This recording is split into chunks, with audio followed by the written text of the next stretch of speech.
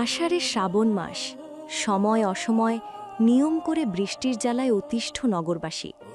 ব্যস্ত সময়ে বিগড়ে দিতে এ মাসগুলোর জুড়ি মেলা ভার। কখনো ঝিরিঝিরি বৃষ্টি, তো কখনো আবার মুষলধারে বৃষ্টি। আবার মানুষকে ধোকায় ফেলতে মাঝে মধ্যে দেখা মেলে এক ফালি রোদের, যেন লোভ দেখায় বাহিরে বের হওয়ার জন্য। এরপর যখন মানুষ সে লোভের ফাঁদে পা, তখনই নেমে আসে তীব্র বর্ষণ। এই কেমন জ্বালা! এরপর আবার রয়েছে রাস্তায় পানির ডোবা। নগরের অলিগলিতে বেরোলেই ফ্রিতে দেখা মেলে এক অংশ বন্যার।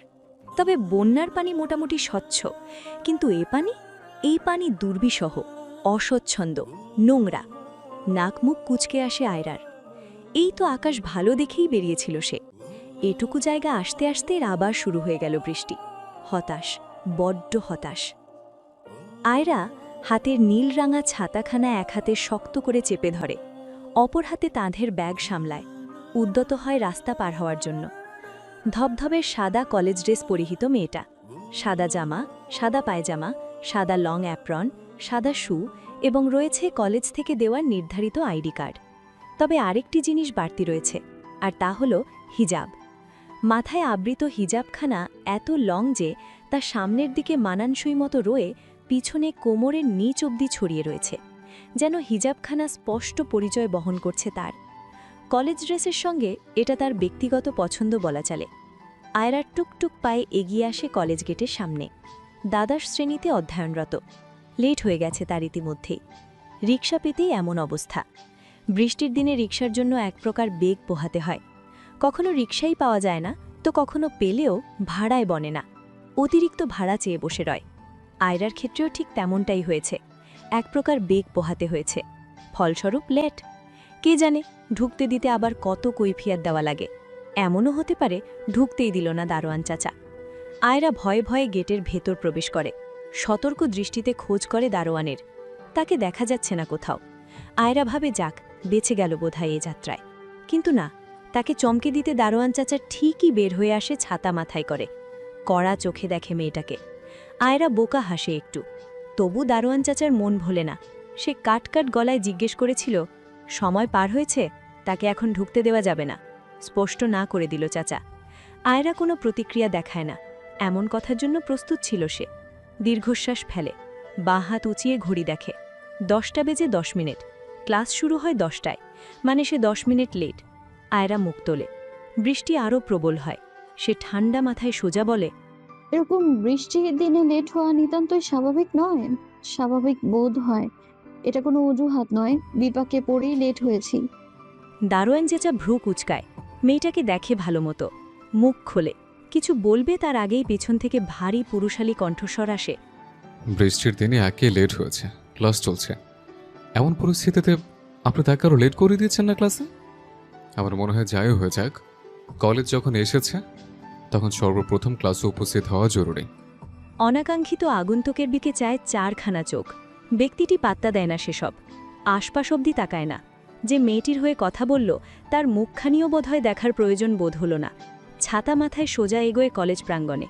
শেষে আদেশসূচক স্পষ্ট শব্দ তুলে বলে যায়, ছেড়ে দেন। দারোয়ান চাচা এ পর্যায়ে হতাশ হয়। ব্যক্তিটি এ কলেজের শিক্ষক। চাচা চিনেন তাকে। 2 বছর হয় সে এখানে শিক্ষকতা করছে। এক শিক্ষকই যখন অনুমতি দিল, তখন সে আর কি বা বলবে। চাচা আয়রাকে চোখ রাঙিয়ে ছেড়ে দেন। আয়রা খুশি হয়। সেও জলদি পথে এগোয় সামনের দিকে। ব্যক্তিটি ততক্ষণে সোজা কলেজ ভবনে ঢুকে পড়েছে। আয়রা শুধু পিছন থেকে দেখতে পায় তাকে।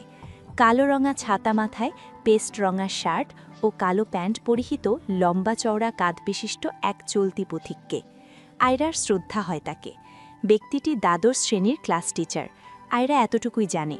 এর বাইরে তার নামধাম পর্যন্ত জানে না। শুধু তাকেই মনে রেখেছে। কলেজে অনিয়মিত সে। সামনে প্রি টেস্ট। 2 বছরে আয়রা 4 থেকে 5 বারই তার ক্লাসে উপস্থিত হয়েছে, যা ছিল পদার্থবিজ্ঞান ক্লাস। খুব জরুরি না হলে সে কলেজ আসে না। আর তার জরুরি শুধু প্র্যাকটিক্যাল। সরকারি কলেজ হওয়ায় তেমন সমস্যাও পোহাতে হয় না। কলেজটি শুধু কলেজ নয়, বরং school and college. Girls school and college এটা। আয়রা সায়েন্সের ছাত্রী। স্বপ্ন পূরণ করতে গেলে কোনো দিকে তাকানো বা ভাববার সময় নেই। সে সময় দেখে নিয়ে হন্তদন্ত হয়ে হাঁটতে লাগল। 5তলার 501 নম্বর কক্ষটিতে ক্লাস চলছে পুরোদমে। টিচার লেকচার দিয়েই চলেছে। মাঝে মাঝে বোর্ডে কী সব আঁকিবুকি করে দেখাচ্ছে, তো কখনো আবার বই। সবার মনোযোগ তাতেই। পদার্থ নামক সাবজেক্ট কিনা মনোযোগ না ধরলেই সর্বনাশ। ক্লাসের বাহিরে দুজন অপেক্ষারত। ভয়ে ভয়ে উকি দিচ্ছে ভেতরে। অনুমতি কি চাইবে ভেতরে প্রবেশ করার? যদি বকা খায়, একরকম ভয় মনে। তবে ক্লাসটা মিস দেওয়া যাবে না। বাহিরেই বা দাঁড়িয়ে থাকবে কতক্ষণ? আয়রার সাথের জন এবার কাচুমাচি করে ভেতরে প্রবেশের অনুমতি চায়, মিনমিনিয়ে। তাদের ভয়কে জয় করে বিনা বাধায় ভেতরে প্রবেশের অনুমতি দেওয়া হয়। আয়রা গিয়ে একদম পিছনের সারিতে বসে। ক্লাসে মনোযোগ দেয়। এর মধ্যেই সামনে থেকে অত্যন্ত গম্ভীর আওয়াজ ভেসে আসে। কলম সোজা তাক করে স্যার বলে ওঠেন। আপনি বলেন। আয়রা তাক করা কলমটি দেখে নিজের দিকে দেখে। তাকে বলল কি উঠে দাঁড়াবে, তার আগেই স্পষ্ট কে হয়। লাস্ট বেঞ্চের সামনের বেঞ্চ। আপনি বলেন। আয়রা চোখ বুজে স্থির হয়, গভীর শ্বাস নেয়। যাক বাবা, তাকে নয়, ভয় পেয়েছিল। ক্লাসটা কোনো রকমভাবে শেষ হয়ে যায়। সঙ্গে সঙ্গে আয়রার পাশে এসে বসে চশমা পরা এক মেয়ে। দিয়া তার নাম। সে এসেই আয়রাকে উদ্দেশ্য করে বলতে থাকে। এই আয়রা, কতদিন পর এলি কলেজে? আজ কিভাবে কলেজের রাস্তা মনে পড়ল? আশ্চর্য। আয়রা করুণ চোখে তাকায় দিয়ার দিকে। কিছুক্ষণ চুপ থেকে ছোট্ট জবাব দেয়। ওভাবেই মনে পড়ছে যেভাবে তোর মনে পড়ে। তাই নাকি? জানি তো। আশ্চর্য, জানে তাহলে জিজ্ঞেস করার প্রয়োজনটা কি? এতই জানে যখন। আয়রা প্রশ্ন করে। তাহলে নতুন করে জিজ্ঞেস কেন করছিস? দিয়া ঠোঁট উল্টায়, বাঙালি জাতির দুষে বলে। বাঙালি বলে কথা। আয়রা সুর মেলায়। হ্যাঁ সেই। তবে শোন, এখন থেকে এই আয়রার রোজ কলেজের রাস্তা মনে পড়বে, ভুলে যাবে না আর। দিয়ার চোখ যেন জলজল করে উঠল। অপ্রত্যাশিত কিছু শুনেছে সে। বিশ্বাস হতে চায় না। কানে কি সত্যি শুনল সে? নিজের কানকে আবার বিশ্বাস দেওয়ার জন্য বলে। আমি কি ঠিক শুনেছি রে আয়রা? তুইও কি তাই শুনেছিস? আয়রা চোখ মুখ স্বাভাবিক রেখে স্পষ্ট পরিষ্কার করে জানায়। না। সময়ের কাঁটা দুপুর 2টার ঘরে। বাসায় ঢুকে আয়রা। ড্রয়িং রুম সহ 3 রুমের ছোট্ট একটি ফ্ল্যাট তাদের। বাবা ছোট একটা পদে সরকারি চাকরি করে, মা গৃহিণী। ভাই বোন 3 জন তারা। আয়রার বড় ভাই পাবলিকে পড়াশোনা করছে, তার ছোট বোন ক্লাস 2তে। সে কলিং বেল চাপতেই মা ইতিখা এসে দরজা খুলে দেয়। মেয়েকে দেখে হাস্যোজ্জ্বল মুখে বলে ওঠেন। এলি তবে? তোরে অপেক্ষা করছিলাম। আয়রার ভ্রু কুঁচকে আসে। তার অপেক্ষা কেন? মায়ের দিকে প্রশ্ন ছড়ে। কিসের অপেক্ষা? ইতিখা চাপা হাসে। মেয়েকে ভেতরে আসার জায়গা করে দিয়ে উল্টো প্রশ্ন ছোড়েন। বলেন, তো অপেক্ষা করতে পারি না মেয়ের জন্য? তা তো অবশ্যই, কিন্তু সবকিছুর তো একটা কারণ অবশ্যই থাকে আম্মু, তাই নয় কি? ইতিখা কোনো উত্তর না করে গেট আটকে দেয়। আয়রা ভেতরে ঢুকে দেখে অন্যান্য দিনের তুলনায় আজ বাসাটা একটু বেশিই গুছানো। ছোট বোন তাহিয়া, সেও কেমন ফিটফাট হয়ে টেবিলে বসে আছে। বোনকে দেখে মুচকি হাসে। চেয়ারে বসে বসে পা দুলাচ্ছে সে। আয়রার সন্দেহ হয়। দৃষ্টি যায় ডান পাশের রুমের দিকে। তাকিয়ে দেখে এই অবেলায় তার বাবা হেলান সাহেব আজ বাসায়। সন্দেহ হয় আয়রার, ভীষণ সন্দেহ। গন্ডগোল আছে কিছু। অবশ্যই কিছু না কিছু হবে আজ বাসায়। আজ আবারও তাকে দেখতে আসবে নাকি? কই, তাকে তো জানানো হয়নি। সে তো এক দফা বলেই দিয়েছে এখনই বিয়ে নামক বন্ধনে জড়াতে চায় না সে। বিয়ে করবে না এখন। অ্যাডমিশন দিতে চায় সে, মেডিকেল পড়বে। এ কথা কি বলেনি সে তাদের? আয়রা দ্রুত নিজ ঘরে যায়। রাগে জেদে শব্দ করে দরজা লাগিয়ে দেয়। রাগের মাথায় ব্যাগটা কাঁধ থেকে ছুঁড়ে ফেলে দেয় বিছানায়। হিজাব থেকে পিন পরপর খুলে ড্রেসিং টেবিলে রেখে দেয়। রাগ হবারও কথা, কেনই বা হবে না? সে বিয়ে সংসার এসবে বিশ্বাস করে না। ভীতি আছে তার, পড়তে চায়। জীবনে পড়ালেখা ছাড়া আর আছেটা কি? আজ বিয়ে করবে, কাল সংসার হবে। যদি তা না টেকে, আজকাল এটা অহরহ। এসবে সময় নষ্ট করে সে নিজের পড়া বাদ দেবে? ডাক্তার হবার স্বপ্ন ছেড়ে দেবে? কেন? বিয়ের বয়স কি পেরিয়ে গেছে? তাহলে এত তাড়া কিসের? আয়রার চোখে টুপ করে নোনা পানি এসে যায়। একদম প্রস্তুত নয় সে। এখনই কেন এসব? সে কি বেশি হয়ে গেছে? কেন এত চাপ দেওয়া হচ্ছে? কথাগুলো ভেবেই নীরবে চোখের জল ফেলতে লাগে সে। সময় গড়িয়ে যায়। বিকেলবেলায় একপাত্র পক্ষ এসেছে। ড্রয়িং রুমে বসতে দেওয়া হয়েছে তাদের। ছেলের মা, বাবা এবং চাচা এসেছে মেয়ে দেখতে। হেলান সাহেব তাদের সঙ্গে কথা বলছেন। ছোট মেয়ে তাহিয়া চুপটি করে বাবার পাশে বসে রয়েছে। ইতিখা নাস্তার ব্যবস্থা করছেন এক হাতে। ইতিখা মেহমানদের সামনে নাস্তা পরিবেশন করতেই হেলান সাহেব বলেন, আপনারা কোনো সংকোচ বোধ করবেন না। কিছু অন্তত মুখে ছেলের মা বাধা দিয়ে বলেন, না না, প্রথমেই এর কোনো প্রয়োজন নেই। আপনারা জলদি মেয়ে নিয়ে আসেন। যদি মেয়ে পছন্দ হয় তবেই বাদবাকি সব হবে না হয়। হেলান সাহেব এবং ইতিখা এমন কথায় মুখ চাওয়াচাবি করেন নিজেদের। এমনটা তারা আশা করেননি। ছেলের চাচা ভাই বউবের কথা ঢাকতে বলেন, কিছু মনে করবেন না, আমরা আসলে মেয়ে আগে দেখতে চাইছিলাম, তারপর না হয় এইসব নাস্তা করা যেত। হেলান সাহেব স্ত্রীর দিকে তাকান, ইশারায় বলেন মেয়েকে নিয়ে আসতে। ইতিখা মাথা নাড়িয়ে চললে তাহিয়া আপুকে আনতে মায়ের পিছু নেয়। তারা আয়রার ঘরের দিকে এগোয়। এর মধ্যে আয়রার বড় ভাই তাওহিদ আসে টিউশনি করিয়ে। বাসায় মেহমান দেখে সালাম দেয় ভদ্রতার সহিত। হেলান সাহেব চোখের ইশারায় ছেলেকে বসতে বলেন, পরিচয় করিয়ে দেন। আমার বড় ছেলে তাওহিদ তোর না, বর্তমানে পড়াশোনা করছে জগন্নাথে। তাওহিদ একবার সবাইকে পর্যবেক্ষণ করে নেয়। আয়রা ঘরের মধ্যে চুপচাপ। তার অবস্থা এমন, না কিছু বলতে পারছে আর না কিছু সহ্য করতে। সে একটা 3 পিস পরে বসে রয়েছে। ইতিখা মেয়েকে বুঝিয়ে বলেন, দেখতে আসলে কি সব হয়ে যায়? যায় না তো, তাহলে এমন করার কি আছে? যাবি, সালাম দিবি, তারা কি জিজ্ঞেস করে উত্তর দিবি আর চলে আসবি। এর বেশি কিছু? এটা কি এমন ভার বোঝা? হ্যাঁ, আয়রা এ সময় কোনো কথা বলে না, যেন নিজেকে সংবরণ করতে চাইছে।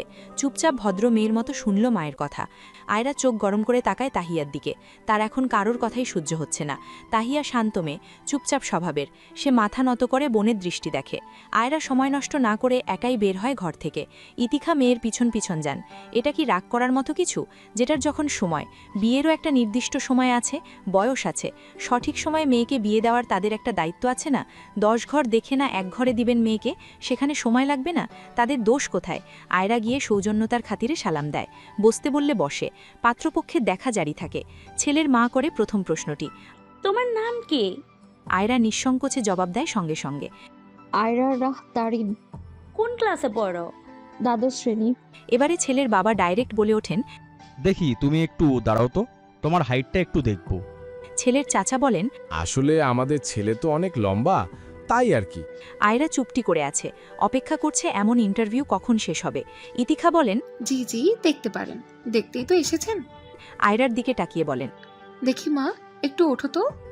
আয়রা রোবটের মতো উঠে দাঁড়ায়, অনুভূতি শূন্য যেন।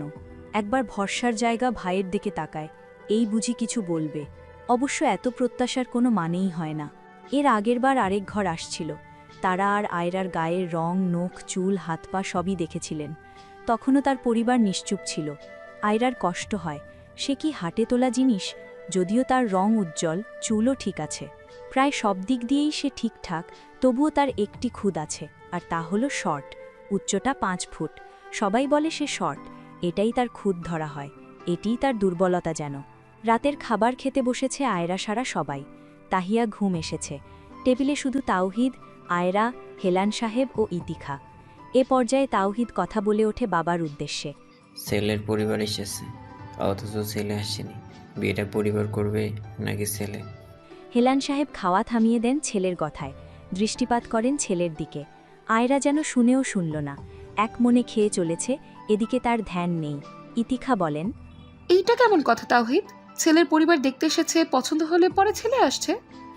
এইটা কি মামার বাড়ির মধুরারি? এক এক করে কতবার দেখাবো মেয়েকে? এক পত্তন ছেলের পরিবার, তো আর একবার ছেলে। হেলান সাহেব আবারও খাওয়াতে মনোযোগ দেন। তার আগে বলেন, আমি ছেলের পরিবারকে একেবারেই না করে দিয়েছি। আমার মেয়ে এত বেশি হয়ে যায়নি। এরপর থেকে আগে আমরা ছেলের পরিবার দেখব, তারপর আসতে বলবো। আয়রার খাওয়া শেষ। সে অবশেষে একটি কথা বলে উঠে যায়। অবশেষে বুঝ হয়েছে নাকি শিক্ষা? আয়রা দাঁড়ায় না, দ্রুত পায়ে স্থান ত্যাগ করে। ঘরে ঢুকতেই তাওহিদ বলে, তোমাদের মেয়ের এখন বিয়ে করার ইচ্ছা নেই, পড়াশোনা করার ইচ্ছা। অবশ্যই ওর বয়স হয়েছে, তবে ওর ইচ্ছার বিরুদ্ধে কিছু হবে না, আমি বলে দিলাম। ইতিখা বলেন, তাই বলে কি ঘর দেখবো না? আজ হোক কাল হোক দেখতে তো হবে। কি বলেন আপনি? হেলান সাহেব উত্তর দেন, তা তো অবশ্যই, আমরা তো না দেখে কিছু করব না। রাত গভীর, ঘুমের রাজ্যে পাড়ি জমিয়েছে সবাই। আয়রা জাগনা, সে টেবিলে বসে রয়েছে, বই খোলা। প্রচুর চেষ্টা করছে পড়ার, অথচ পড়ায় মন লাগছে না আজ। সেই মানসিকতা যেন নষ্ট হয়েছে। মাথার ভেতর নানান চাপ, পেরেশানি। পড়তে হবে অথচ পড়া হচ্ছে না। সে এখনই বিয়ে করতে ইচ্ছুক না, তবুও কেন ছেলের দেখা, এসব ঝামেলা শেষ হচ্ছে না? কেন? কান্না আসছে এখন। তার এখন পড়া দরকার, পরীক্ষা ঘনিয়ে আসছে, সময় ফুরিয়ে আসছে, মস্তিষ্কে এখন শুধুই পড়াশোনা বিষয়ক চিন্তা থাকা দরকার। তার পরিবার কেন বুঝতে পারছে না? কেন এত নিচু মানের চিন্তাধারা কোথায় থেকে আসলো? আয়রা কাঁদে, নিঃশব্দে চোখ থেকে পানি গড়িয়ে পড়ে। হতাশ লাগছে ভীষণ।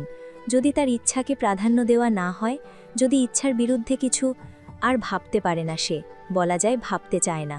রাতটা পেরিয়ে যায়। পরের দিন ঝিরিঝিরি বৃষ্টি। আয়রা কলেজের উদ্দেশ্যে রেডি হয়। বাসায় এখন থাকতে ইচ্ছে করে না। সবারকে বোঝাতে বোঝাতে হতাশ সে। এখন অশান্তি লাগে ভীষণ। ইতিখা তাহিয়াকে সকাল 7:30টায় স্কুলে রেখে এসেছেন। 11টায় তার ছুটি। সে আয়রার সঙ্গেই বের হয়। তাকে কলেজে দিয়ে তাহিয়াকে আনবেন আজ। মেয়ের মন যে ভালো নেই বুঝেন কিনি। ইতিখা বলেন, সময় তো এখনো অনেক, আজ মা মেয়ে হেঁটে যাই। আয়রা মাথা নাড়ায়। রিনঝিনে বৃষ্টিতে মা মেয়ে ফুটপাত দিয়ে হাঁটে। দুজন অবশ্যই 2 ছাতার নিচে। আয়রা নিশ্চুপ। ইতিখা মেয়েকে লক্ষ্য করে বলেন, সামান্য দেখা সাক্ষাতের বিষয়ে মন খারাপ করে থাকতে হয়? কোথায় মন খারাপ? আমি তোর মা হই। আয়রার হেয়ালপূর্ণ জবাব। বেশ তো, তোর মনে হয় না তুই বাড়াবাড়ি করছিস? কি করলাম?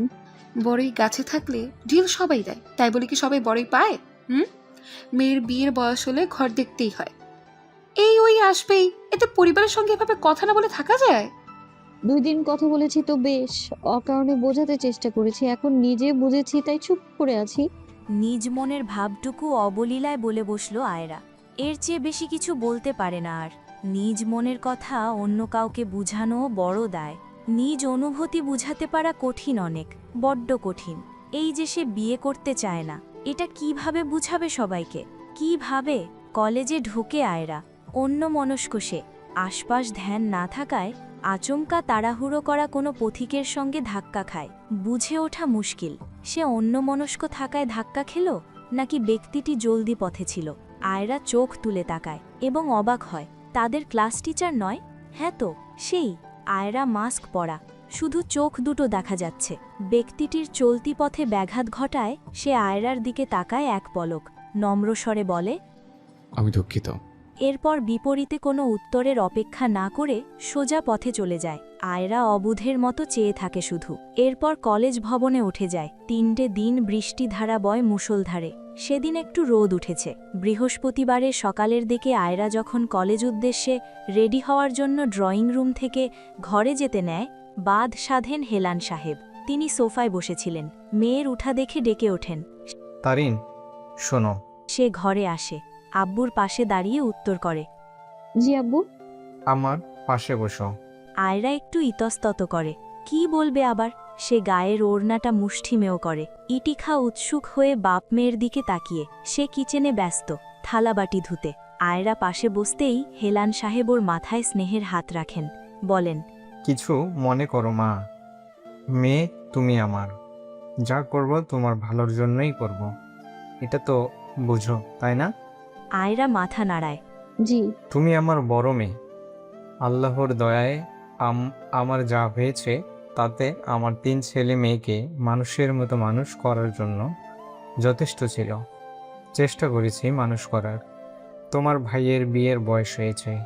তোমার বোন এখনো অনেক ছোট, তার এখনো অনেক পথ বাকি। দেখ সবাই, আমি জানি তুমি এখন বিয়ে করতে চাচ্ছ না, করতে চাইছ।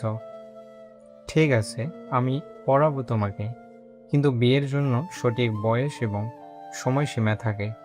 যদিও কার কখন বিয়ে হবে সেটা আল্লাহ জানেন। ঠিক রেখেছে, তাই বলে মানুষ চেষ্টা বাকি রাখে না। সবই বোঝো তুমি। আমার দায়িত্ব আমি আমার মেয়ের জন্য সঠিক জীবন সঙ্গী নির্বাচন করি, তাই না? আয়রা বাবার সম্পূর্ণ কথা মনোযোগ সহকারে শুনে ছোট্ট করে প্রতিউত্তর করে। হেলান সাহেব খুশি হন মেয়ের উত্তরে। আবারও বলতে থাকেন, কাল ছেলেসহ তার পরিবার আসবে। আমি এবং তোমার ভাই ছেলেকে দেখেছি, তার এবং তার পরিবার সম্পর্কে খোঁজখবর নিয়েছি সমস্ত। ছেলের সঙ্গেও দেখা করেছি। ছেলে দেখতে শুনতে বেশ, কথা বলার ধরন চমৎকার, ম্যাচিউর অনেক। পরিবারে 4 জন সদস্য, বাবা মা, সে এবং তার বড় বোন। বড় বোনের বিয়ে হয়েছে। ছেলে কলেজের টিচার, সরকারি কলেজ, মানে সরকারি পার্মানেন্ট জব। আমাদের খুব পছন্দ হয়েছে, আশা করা যায় তোমারও হবে। কাল যদি তোমাকে তাদের পছন্দ হয় তাহলে আকদ করিয়ে রাখতে পারে, এমনও হতে পারে বিয়ে পড়িয়েই রাখলো। তবে আমি তোমাকে তুলে দিব না এখনই, তোমার এডমিশন শেষ না হওয়া অবধি তুমি এখানেই থাকবে। এরপর সামর্থ্য অনুযায়ী ছোট করে অনুষ্ঠান করে তোমাকে উঠিয়ে দেব। আয়রা সব মনোযোগ দিয়ে শুনল। কি বলবে বুঝতে পারল না আসলে কি বলা উচিত তার। উফ, এত অস্থির কেন লাগছে। হেলান সাহেব আবারও বললেন, তুমি কিছু বলতে চাও? আমি কিছু ভুল বলেছি বা করেছি? ঠিক করেছি না? দেখ মা, মেয়ে যতই কাছে হোক একদিন না একদিন এসব তো হবেই, তাই না? আয়রা নিশ্চুপে জবাব দেয়, জি। ঠিক আছে, তোমার কলেজে দেরি হচ্ছে, যাও কলেজে যাও তাহলে। আজ শুক্রবার, জুমার নামাজ পরেই আয়রাকে দেখতে এসেছে। পুরুষরা সবাই পাঞ্জাবি পরিহিত। মেয়েকে দেখতে পাত্র নিজে এবং তার মা ও বাবা এসেছে। শুধুমাত্র তারা তিনজনই এসেছে। পাত্রের বড় বোন তার শ্বশুরবাড়ি থাকায় এবং তা দূর হওয়ায় সে আর আসেনি। অবশ্য এতে তেমন সমস্যাই নাই। আয়রার ছবি তারা সকলে আগাম দেখেছে এবং পছন্দ করেছে, তাই তো আজ এক প্রকার সব রকম প্রস্তুত হয়েই এসেছে তারা। তাওহিদ এবং হেলান সাহেব বসে আজ মন খুলে আলাপ করছেন। ইতিখা একে একে চা বিস্কিট দিয়ে এরপর বিভিন্ন ফলও কেটে দিয়েছে। তাওহিদ একটু লজ্জাবোধ করছে হবু বোন জামাইকে দেখে, করবার কথাও তাই। তার যে সিনিয়র হবু বোন জামাই, অথচ সম্পর্কে সেই সিনিয়র হতে চলেছে, কিছুটা বিব্রতকর যেন এটা। তাহিয়াকে কোথাও দেখা যাচ্ছে না। সে আয়রার রুমের পর্দার আড়াল থেকে উকি মারছে ক্ষণে ক্ষণে। আয়রা নতুন একটি কালো রঙা থ্রি পিস পরে ভয়ে সিটিয়ে রয়েছে। এই প্রথম পাত্র নিজেও এসেছে, যা আয়রার কাছে নতুন ব্যাপার, একদমই নতুন। এর আগে শুধু পাত্রের পরিবারই এসেছে এবং কোনো না কোনো কারণে বিষয়টি ওই অবধিই থেকেছে। এবারের অভিজ্ঞতা অন্যরকম হতে চলেছে। নার্ভাসনেসে তার হাত পা কাঁপছে। এই অবস্থাতেই তাকে ডাকা হয়। ইতিখা এসে মেয়ের হাতে মাঝারি আকারের একটি ফ্রিজ ধরিয়ে দেন। তাতে কিছু পান সুপারি সাজানো সুন্দর করে। এটা তাদের গ্রাম্য রীতি বলা চলে।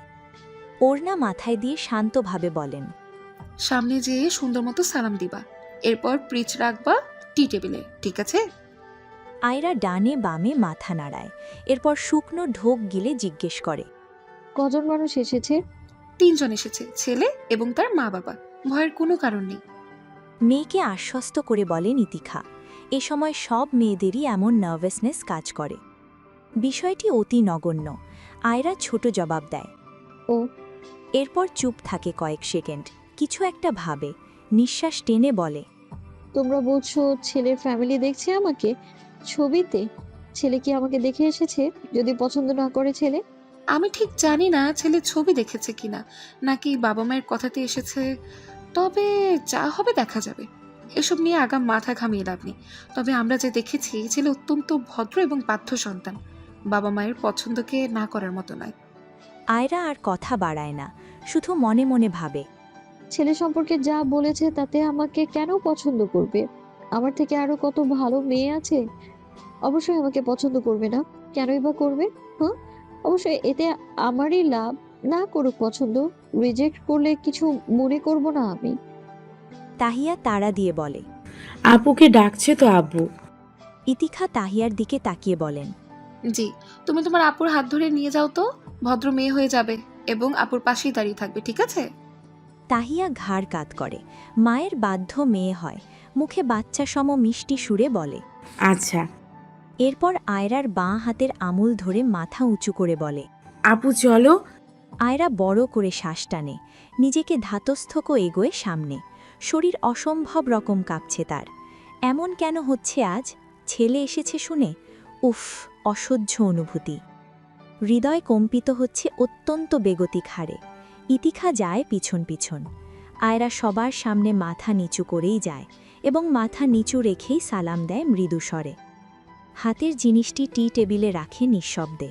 ছেলের মা হাফসা সশব্দে সালামের উত্তর জানায়, ঠোঁটে হাসি রেখে কোমল স্বরে বলেন, বসো তুমি মামুনি, দাঁড়িয়ে থেকো না।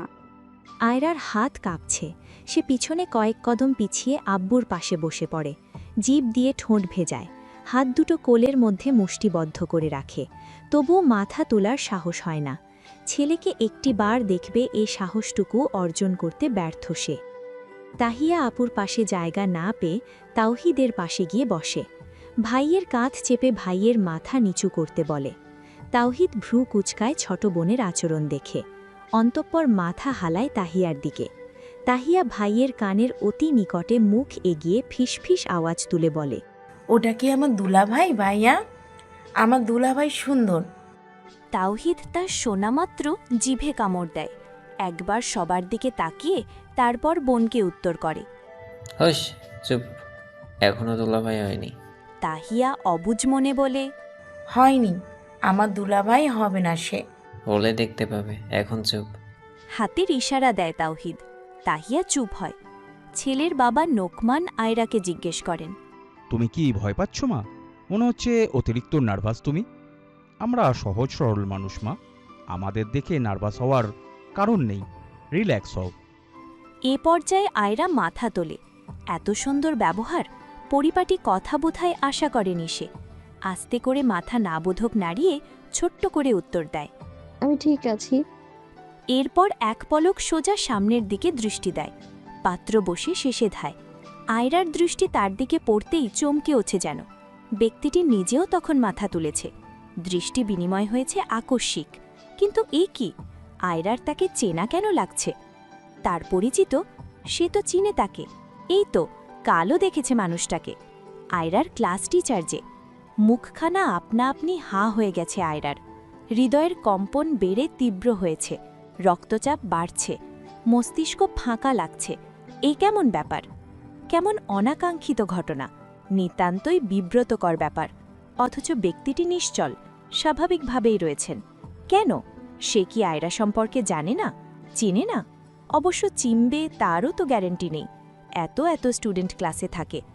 কিছু সময় অতিবাহিত হলে আয়রার মনোযোগ নেয় হাফসা বেগম। হেলান সাহেব এবং ইতিখার উদ্দেশ্যে ভীষণ সহজ সরলভাবে বলেন, আপনারা ছেলে আগে দেখেছেন ভাইজান? ছেলেকে পছন্দ করেছেন? তবেই আমরা এসেছি।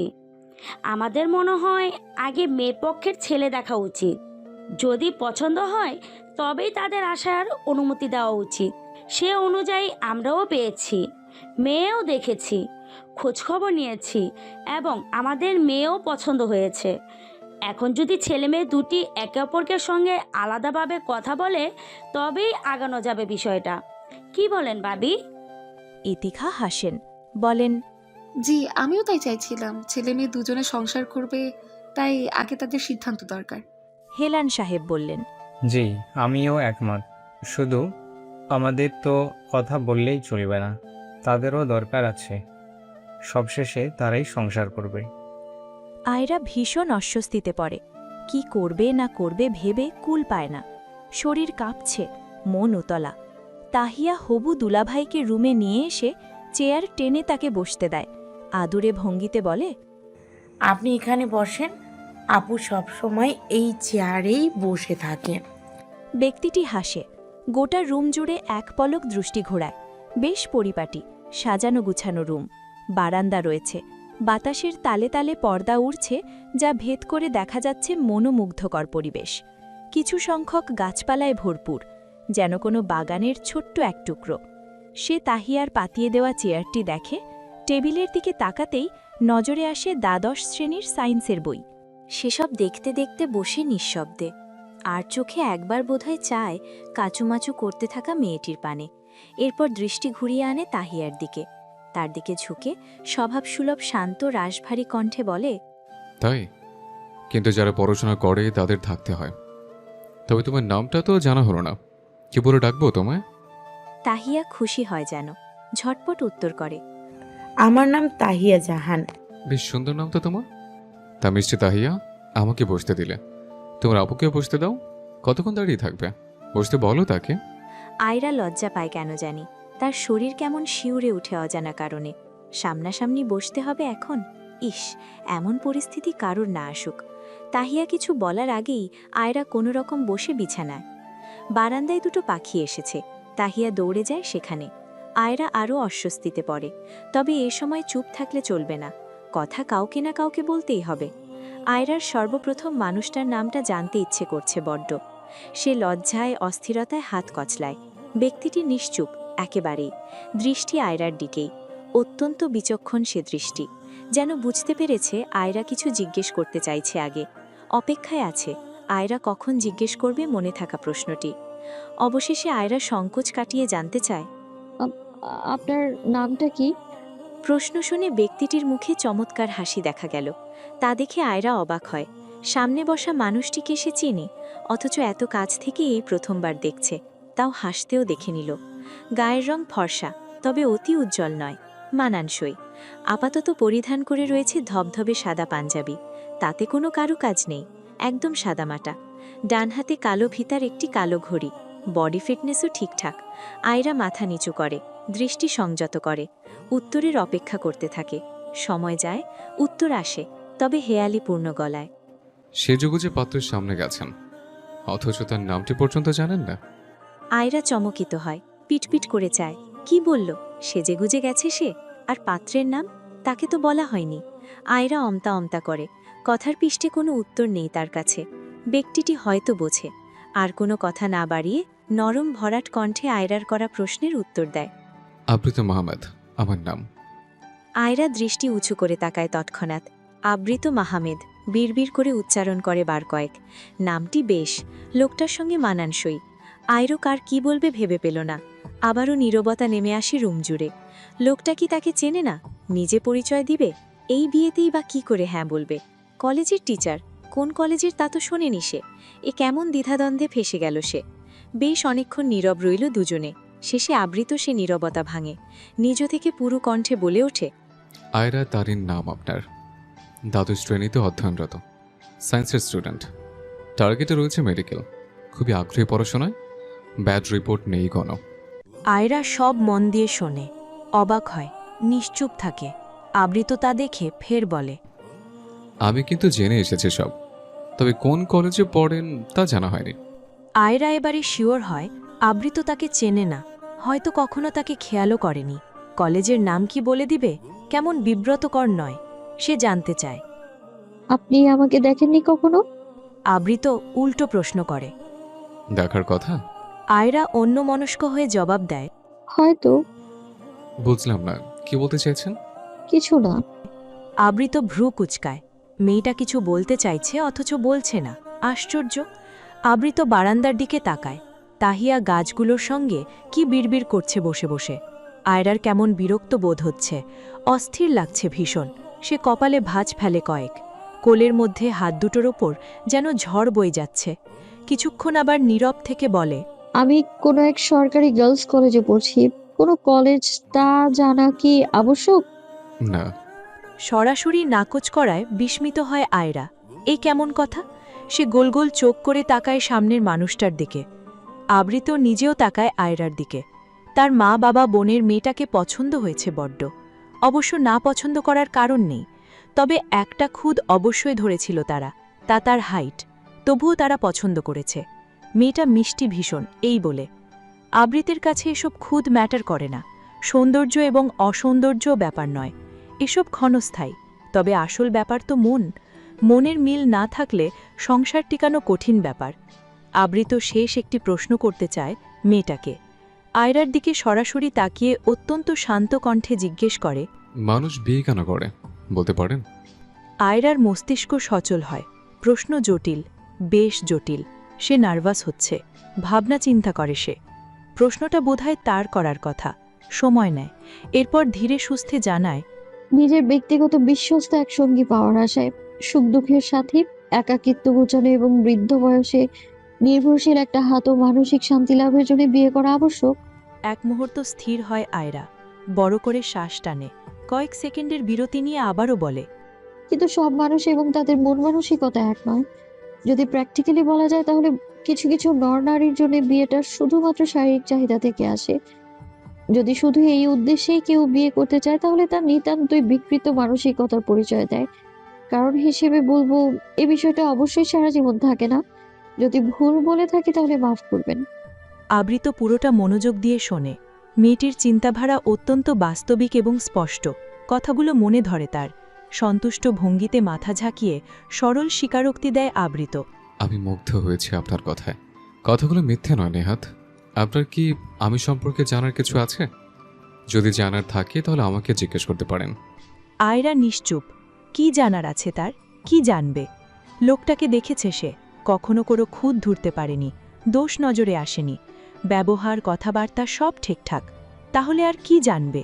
আবৃত আয়রার নীরবতা দেখে বসা থেকে উঠে দাঁড়ায়। আয়রাও সঙ্গে সঙ্গে উঠে দাঁড়ায় ভদ্রতার সহিত। হঠাৎই একটি বিষয় খেয়ালে আসে তার। আবৃত যথেষ্ট লম্বা। তার হাইট কত হবে? 8 ফিটের কম হবে না নিশ্চয়। আয়রার আবল তাবল ভাবনার মাঝে আবৃত জানায়, আপনার তাহলে জানাশোনার নেই কিছু? বেশ, আমার তরফ থেকে হ্যাঁ পাবেন অবশ্যই। আপনি কিছু সময় নিতে পারেন। আপনার সিদ্ধান্তের অপেক্ষায় রইলাম। এই বলে আবৃত বের হয় রুম থেকে। আয়রা সেদিকে তাকিয়ে একই জায়গায় স্থির থাকে। সব যেন মাথার উপর দিয়ে যাচ্ছে। না করার মতন কোনো কারণ পাচ্ছে না সে। যদি প্রকাশ করে সে আমার টিচার, তাহলে বোঝানোর জন্য হাজারটা কারণ বের করবে। এমনিতেও লোকটা মন্দ না, কিন্তু তার মাথায় আসছে না কিছুই। সময় গড়িয়ে যায়। আয়রা না করার অবকাশ পেয়ে ওঠে না আর। নীরবতা হয়ে দাঁড়ায় সম্মতির লক্ষণ। পরবর্তীতে রুমের বাহিরে যায়নি আয়রা। তার জন্য একটি ব্যাগ নিয়ে রুমে প্রবেশ করেন হাফসা। সঙ্গে ইতিখা আসেন। হাফসা ব্যাগ থেকে একটি লাল খয়েরি রঙের শাড়ি বের করেন। আয়রার হাতে দিয়ে মুখে চমৎকার হাসি ফুটিয়ে বলেন, এই শাড়িটি পরে আসো তো মামনি। মূলত তারা হাত খরচ করেই এসেছিল। মেয়ে যেহেতু তাদের পছন্দ হয়েছিল এবং ছেলেকেও পছন্দ করেছিলেন হেলান সাহেবরা, তাই তারা বিয়ে পড়িয়ে রাখার নিয়ত নিয়ে এসেছেন। আয়রা শাড়িটি দেখে অন্তঃপর বিভ্রান্ত দৃষ্টিতে মায়ের দিকে তাকায়। ইতিখা মেয়ের দৃষ্টি বুঝে মেয়েকে ইশারা করেন। আয়রা শাড়িটি হাতে নিতে তারা বেরিয়ে যায়। আয়রাকে একা ছাড়ে। আয়রা সময় নিয়ে সুন্দর মতো শাড়ি পরে নেয়। আয়নার সামনে দাঁড়িয়ে বেনুনি করা চুলগুলো খুলে হাত খোপা করে। নিজেকে এক পলক দেখে নেয় আয়নায়। আজ নিজেকে নিজে চিনতে পারছে না। এরকম শাড়িতে অচেনাই লাগছে নিজেকে নিজের। সে শাড়ির আঁচল তুলে মাথায় দেয়। নতুন বউ লাগছে। অবশ্য কিছু সময়ের ব্যবধানে বউই হয়ে যাবে, আবৃত মাহমেদের বউ। আয়রা আয়নায় তাকিয়ে থেকেই বিড়বিড় করে আবারও নামটি। আবৃত মাহমেদ এর বউ? কাজই নিয়ে আসা হয়েছে। এখন একেবারে বিয়ে পড়িয়েই রাখা হবে। এরপর আয়রার অ্যাডমিশনের পর অনুষ্ঠান করে উঠিয়ে নেওয়া হবে তাকে। এতে দ্বিমত নেই কারোর। আয়রাকে নিয়ে এসে বসানো হয় সোফায়। অপর পাশে আবৃত বসা। দুজন মুখোমুখি। আয়রা বারবার ঢোক গিলছে। শরীরে কম্পন ধরেছে। অসুস্থ অসুস্থ লাগছে তার অকারণে। অনুভূতিরা সব এলোমেলো। আবৃত একবার চোখ তুলে তাকায় বুঝি। শাড়ি পরিহিত আয়রার মাথায় ঘুমটা দেওয়া, যা তাকে অসম্ভব সুন্দর করে তুলেছে। আবৃতের দৃষ্টি বুঝে আয়রা আরও জড়সড় হয়ে বসে। আবৃত দৃষ্টি সংযত করে। কাজী সাহেব তার কাজ শুরু করেন। যখন কবুল বলবার বলা আয়রাকে, তখন সে মাথা নত। অবশেষে সে পর হতে চলেছে মা বাবার। তাকে পর করে দিচ্ছে তারা। মনের মধ্যে ওঠা উথাল পাথাল ঝড় দাবিয়ে সে স্বীকার করে নেয় আবৃত মাহমেদ নামক পুরুষটিকে। বিয়ে পড়ানো শেষ হয়। কাগজ কলমের কাজও সম্পন্ন হয়। ইতিখা, হাফসা ও তাওহিদ টি টেবিলে মিষ্টি এবং খেজুর দেয় সাজিয়ে। 3 প্রকার মিষ্টি, সঙ্গে ফলের জুস এবং সাদা পানীয়। খেজুরও এক প্রকার মিষ্টি। আবৃতরা এনেছে। নকমান একটি খেজুর মুখে দিয়েই হেলান সাহেবকে বলেন, অভিনন্দন বেআই, আজ থেকে আমরা অফিসিয়ালি বেআইন হলাম। অভিনন্দন। হাফসা বলেন, জি জি, অভিনন্দন ভাইজান ও ভাবিকেও। আমাদের সম্পর্ক কিন্তু মজবুত হলো এখন এই মুহূর্ত থেকে। আপনাদেরও। আয়রা লজ্জায় হাঁসফাঁস করছে তাদের কথোপকথন শুনে। তার এই অস্বস্তি অস্থির ভাবের মধ্যে ছোট্ট তাহিয়া খেজুরের একটি পিচ বোনের সামনে নিয়ে যায়। আদুরে গলায় বলে, আপু খেজুর খাও, খুব মজা। আয়রা ছোট্ট করে বলে, না, আমি খাবো না, তুমি খাও। খেয়ে দেখো না, ভাইয়া বলেছে এটা দুলা ভাই এনেছে। তো বললাম না খাবো না, তুমি খাও। তাহিয়া মুখ বাঁকায়। ছোট ছোট পায়ে অপর পাশে আবৃতর কাছে যায়। দুলা ভাই খেজুর খাও। আবৃত ফোন ঘাটছিল। তাহিয়া আশায় সে মাথা তোলে। হাসি মুখে পিচ থেকে একটি খেজুর তুলে নেয়। বলে, থ্যাংক ইউ। তাহিয়া নিজে একটি খেজুর মুখে দিয়ে চলে যায় মায়ের কাছে। আবৃত আবার মাথা নিচু করে। ইতিখা কিচেনে রান্নাবান্নার তালে। নব মেহমানদের দুপুরের খাবার না খাইয়ে ছাড়বেন না। হাফসাও না পেরে সাহায্য করছে। তাওহিদ নিজ ঘরে গিয়েছে। আয়রা নিজেও এখন এখান থেকে উঠতে চাইছে। সে বসা থেকে উঠে পড়তেই আব্রুত চোখ তোলে তাকায় এক পলক। নোকমান পুত্রবধূকে খেয়াল করতেই সে হেলান সাহেবের সঙ্গে কথা বলা থামিয়ে দেয়। আয়রাকে উদ্দেশ্য করে বলেন, মামনি তুমি ঘরে যাবে? আবৃতের পাশে একটু বসো, কিছু ছবি তুলি দুজনের। ব্যাস। আয়রা থেমে যায়, আবৃতির দিকে তাকায়। সে যেন শুনেও শুনেনি, কোনো প্রতিক্রিয়া নেই।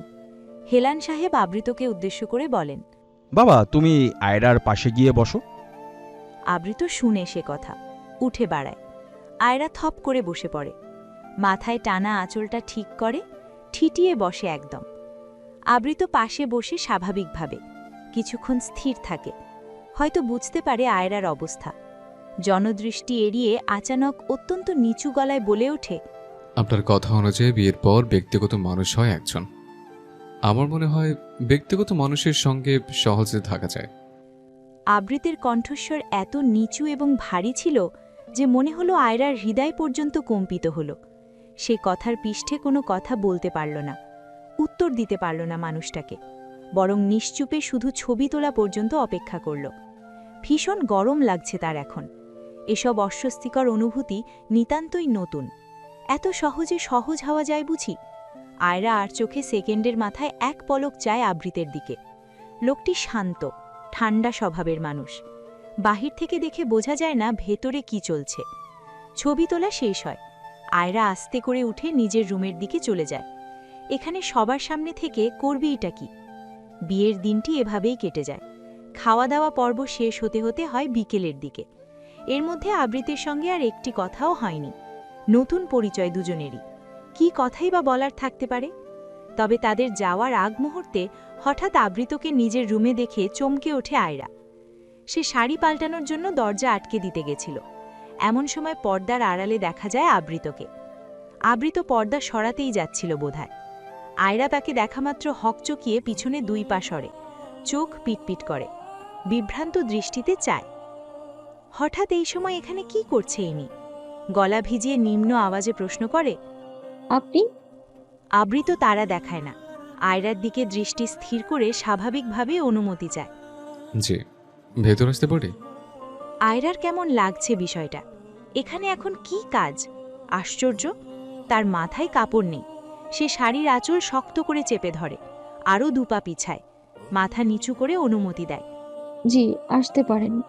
আয়রা সরে আসে, আবৃত ধীর পায়ে ভেতরে আসে, পর্দাগুলো একটু টেনে দেয়, তবে দরজা দেয় না। এরপর এসে পড়ার টেবিলের সামনে পাতানো চেয়ার টেনে বসে স্বাভাবিক ভঙ্গিতে। আয়রা দাঁড়িয়ে বিনা বাক্যব্যয়ে নীরবে নিশ্চুপে লোকটার কর্মকাণ্ড দেখতে থাকে। আবৃত চোখের ইশারায় দেখিয়ে বলে, বসেন এখানে। হুম। কিছু না বুঝে প্রশ্ন করে আয়রা। আবৃত আবারও আওড়ায়, আমার সামনে বসতে বলেছি, চিন্তা নেই, সবাই জানে আমি এখানে এসছে। বেশি সময় নেব না, নিশ্চিন্তে বসতে পারেন। এমন কথায় থমথম খেয়ে বসে আয়রা। সে কি জানতে চেয়েছে সবাই জানে কি না? এখন তাদের বিয়ে হয়ে গেছে, কে কি বলবে? আয়রা শাড়ির আঁচল ঠিকঠাক করে বসতেই আবৃত পাঞ্জাবির পকেট থেকে একটি ছোট্ট লাল বক্স বের করে। বক্সটি খুলতেই ভেতর থেকে উঁকি দেয় একটি চকচকে আংটি। আংটিটি ভীষণ সুন্দর, স্বর্ণের আংটি। উপরে একটি ফুল রয়েছে, যার আকার গোলাকার, খুবই ছোট এবং সূক্ষ্ম, ফলে তা মনকাড়া লাগছে ভীষণ, চোখে আটকানোর মতো। 13। আয়রা তাকিয়ে তাকিয়ে দেখে তা, আবার আবৃতের মুখ পানে চায়। আবৃত বক্সটি টেবিলের উপর রেখে হাত বাড়িয়ে নির্দ্বিধায় আয়রার হাত চায়। আপনার হাত দেন। আয়রা হাত বাড়ায়, আবৃত সেদিকে যায়, খুবই হালকাভাবে হাত ধরে। আংটিটি যত্ন নিয়ে পরিয়ে দেয় আয়রার কনিষ্ঠ আঙুলে। পরিয়ে দিতেই ভরাট গাম্ভীর্যপূর্ণ কণ্ঠে বলে ওঠে, আপনার বিবাহের নিশান। যদি নিশানা জিনিস বিয়ের আগেই দেওয়া হয়, তবে আমার কাছে তা গ্রহণযোগ্য মনে হয় না। বিয়ের নিশান বিয়ের পরেই দিয়ে গেলাম স্ত্রীকে, হাতে রাখলে খুশি হব। এটার ভার নেই, আশা করি সমস্যা হবে না কোনো। আংটি বেশ মানায় আয়রার হাতে, ফর্সা হাতে চকচক করতে থাকে তা, হয়েছেও মাপ মতো। তা দেখে আবৃত আবারও বলে, বলা হয়েছিল মেয়ে চিকন, সে অনুযায়ী আন্দাজ করে নিয়ে এসেছিলাম। ভাবিনি মাপ মতো হবে, নাহলে পরে ঠিক করে দিয়ে যেতাম। ধন্যবাদ আপনাকে। আয়রা ওষ্ঠদ্বয় কিঞ্চিত হাঁ করে তাকিয়ে অবাক না হয়ে পারে না। শব্দরা দলা পাকিয়ে আসছে, ভাষা হারিয়ে গেছে কোথাও। আবৃত নিজ কাজে ব্যস্ত থেকেই টেবিল থেকে বক্সটি তুলে আয়রার সামনে ধরে। ভেতরে একটি ছোট্ট, খুবই ছোট নাকফুল, যা হয়তো পড়লে বুঝাই যাবে না নাকে নাকফুল রয়েছে একটি। এমনটাই সে বস্তু। আবৃত যেন মেপেই কিনেছে সবসময় ব্যবহার করার জন্য। সে বক্সটি আয়রার হাতে দেয়, এরপর বলতে থাকে, বাঙালি মেয়েদের বিয়ের পর এগুলো পড়তে দেখা যায়। আগেও পড়ে, তবে বিয়ের পর পড়তে এর পেছনে অনেকে অনেক কারণ দেয়। আমার কাছে সেগুলো ম্যাটার করে না। এগুলো হাজব্যান্ডের দেওয়ার সাজ ধরে নিতে পারেন। আশা করি পড়বেন। নির্দিষ্ট চুড়ি পরানো হয় বিয়ের দিন থেকে। ওটা আপনি যখন আমার বাসায় থাকতে শুরু করবেন তখন পাবেন। উঠি, আল্লাহ হাফেজ। আবৃত আর এক মুহূর্ত না থেকে উঠে চলে যায়। আয়রা একটি কথাও বলে না, বলার সুযোগ হয়ে ওঠে না। সে শুধু শুনেই গেল সব। কিছু সময় স্তব্ধ হয়ে বসে থাকল। তার যেন বিশ্বাসই হচ্ছে না এটা তার সেই ক্লাস টিচার। যদিও শুধু ক্লাস করানোর সময় দেখে, তবুও লোকটাকে তখন চেনার উপায় থাকে না। আজ যেন একটুও চিনতে পারল। কথার পৃষ্ঠে কথা হলো না কোনো। দিনটি গড়িয়ে যায়, রাত পোহায়। আয়রা দুদিন পর কলেজ যায়। সেদিন সোমবার। আজকে তার দুটি সাবজেক্টের প্র্যাকটিক্যাল সাইন করানোর আছে, পদার্থ ও বায়োলজি। বছর শেষ হয়ে আসছে, আর কিছু মাস তারপরই তো বোর্ড পরীক্ষা চলে আসবে। বাধ্যতামূলক কিছু প্র্যাকটিক্যাল খাতা সাইন না করালেও নয়। সে কলেজ ভবনের দিকে দ্রুততার সঙ্গে উঠে। লেট হয়ে গেছে আজও। নিশ্চয়ই ক্লাসে স্যার চলে আসছে। আর প্রথম ক্লাস আবৃতের। আয়রা নির্দিষ্ট ফ্লোরে উঠে মুখে মাস্ক ঠিক করে, মুখ ঢাকে, হিজাব ঠিক করে। আবৃতকে ফেস দেখাবে না, লজ্জার বিষয়। ছাত্রী স্যারের বউ হয়েছে, বিষয়টা মোটেও স্বাভাবিক নয়। সে নানান ভাবনায় ধীর পায়ে গিয়ে দরজার সামনে দাঁড়ায়। এমন সময় পিছন থেকে দিয়া আসে। আয়রার ঘাড়ে হাত দিতে সে চমকে পিছনে তাকায়। দিয়া দাঁত বের করে হাসে। আবৃত তখন কিছু প্র্যাকটিক্যাল খাতা সাইন করায় ব্যস্ত। সবার খাতা তার টেবিলের ওপর জমা। বাকি ক্লাস স্তব্ধ প্রায়। দিয়া ফিস ফিস করে বলে, কি রে, তুই এমন চোরের মতো মুখ ঢাকলি কেন আজ? আয়রা চোখ পাকায়। কই চোরের মতো, আমি মাস্ক পরি না। পরস তো, তবে এমন ক্লাসে ঢোকার আগে আগে নয়। মাস্কের প্রতি এত সচেতন কেন আজ? তুই বেশি বলছিস না? তাদের এত এত কথার মধ্যেই ভেতর থেকে কিছুটা ধমকের আওয়াজ আসলো। আপনারা কি বাইরেই দাঁড়িয়ে দাঁড়িয়ে গল্প করতে থাকবেন নাকি ক্লাসে আসবেন? দিয়া একদম স্থির হয়ে যায়। আবৃতের ক্লাস এমনিতেও শান্ত থাকে। হতে পারে তাদের আওয়াজ গেছে। দুজনেই মাথা নিচু করে ভেতরে যায়। বসার জন্য পিছনে যেতে নিলেই আবৃত বাধা দেয় তাতে। আপনাদের খাতায় সাইন করানোর নেই? আয়রা বিরক্তিকর শ্বাস ফেলে, বিড়বিড় করে বলে। ইসরে, আজকে কেন এমন হচ্ছে? দিয়া আবৃতের করা প্রশ্নের উত্তর দেয়। জি স্যার। তাহলে যাচ্ছেন কেন? খাতায় সাইন করেই নিয়েছেন একেবারে। আবৃতির দৃষ্টি তাদের দিকে নয়, বরং নিজ কাজে।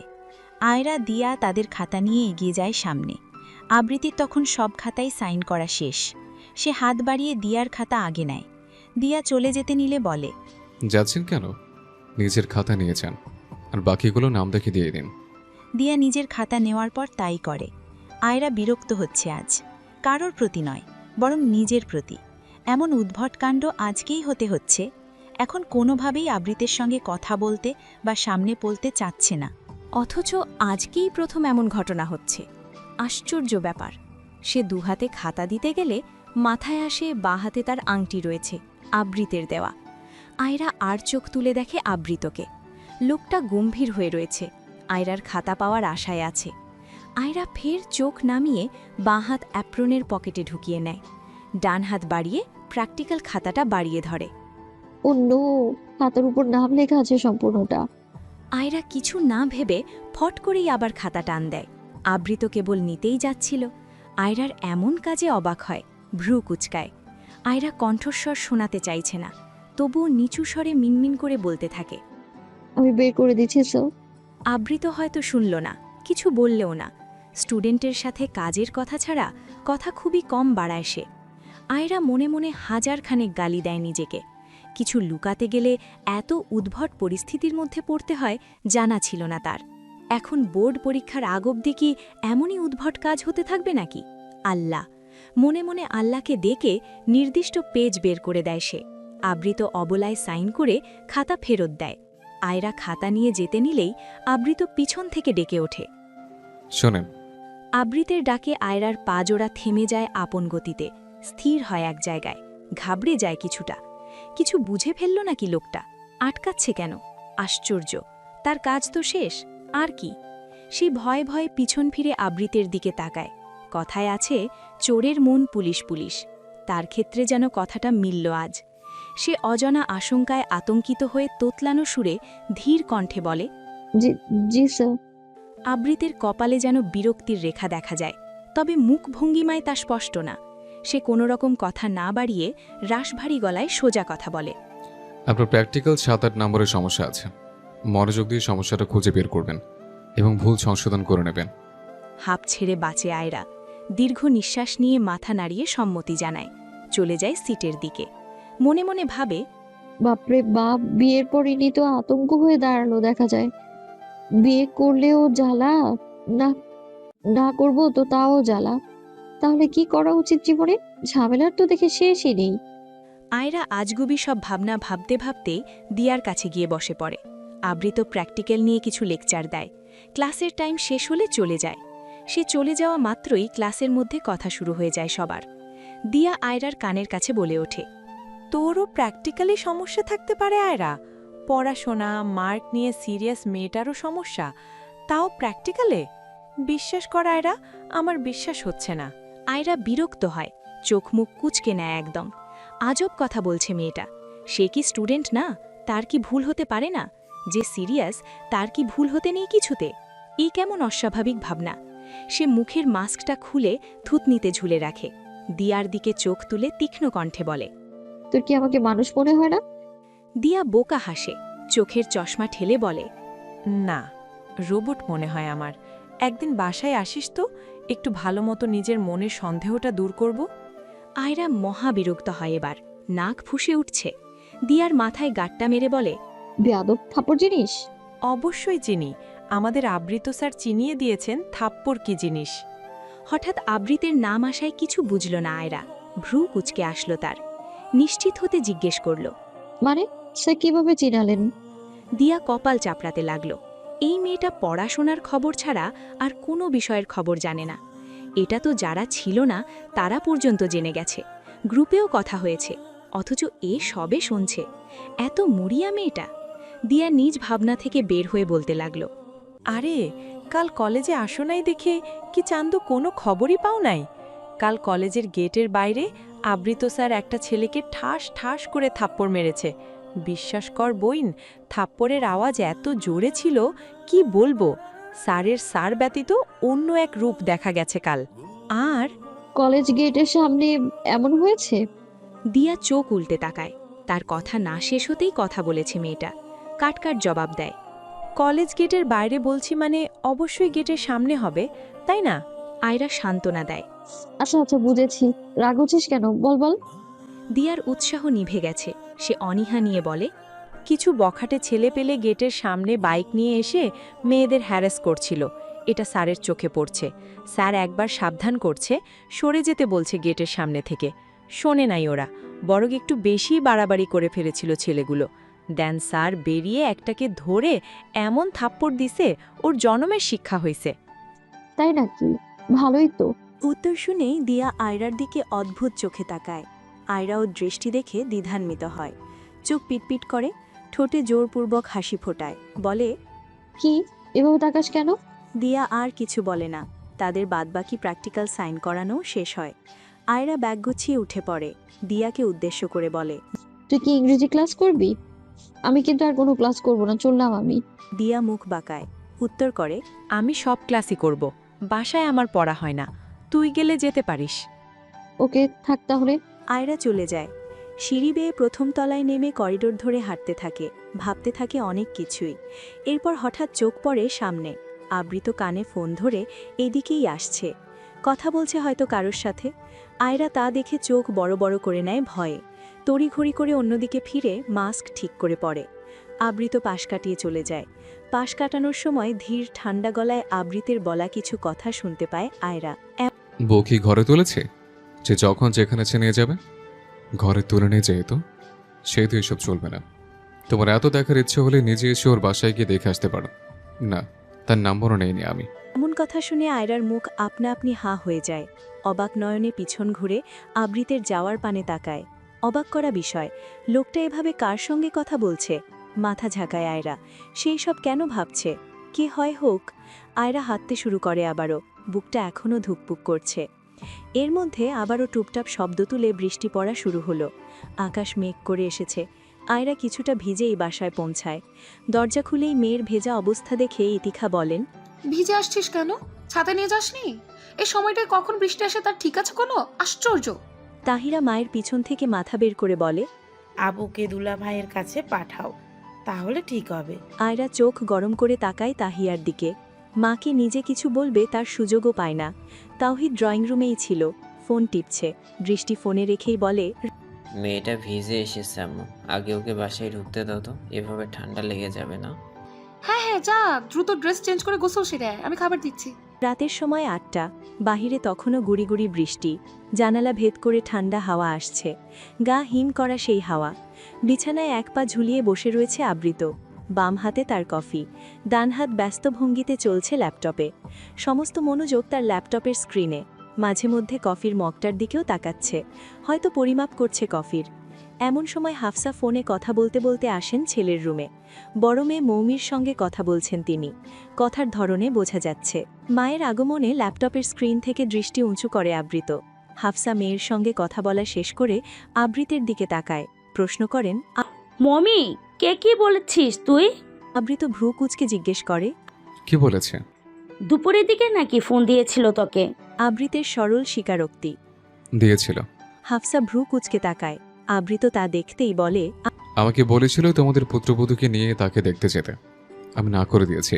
এই মেয়েটা আমার অসুস্থ, দূরের পথ, তার উপর প্রেগনেন্ট, আর তুই বলেছিস তোমার দেখার ইচ্ছা হলে দেখে যাও।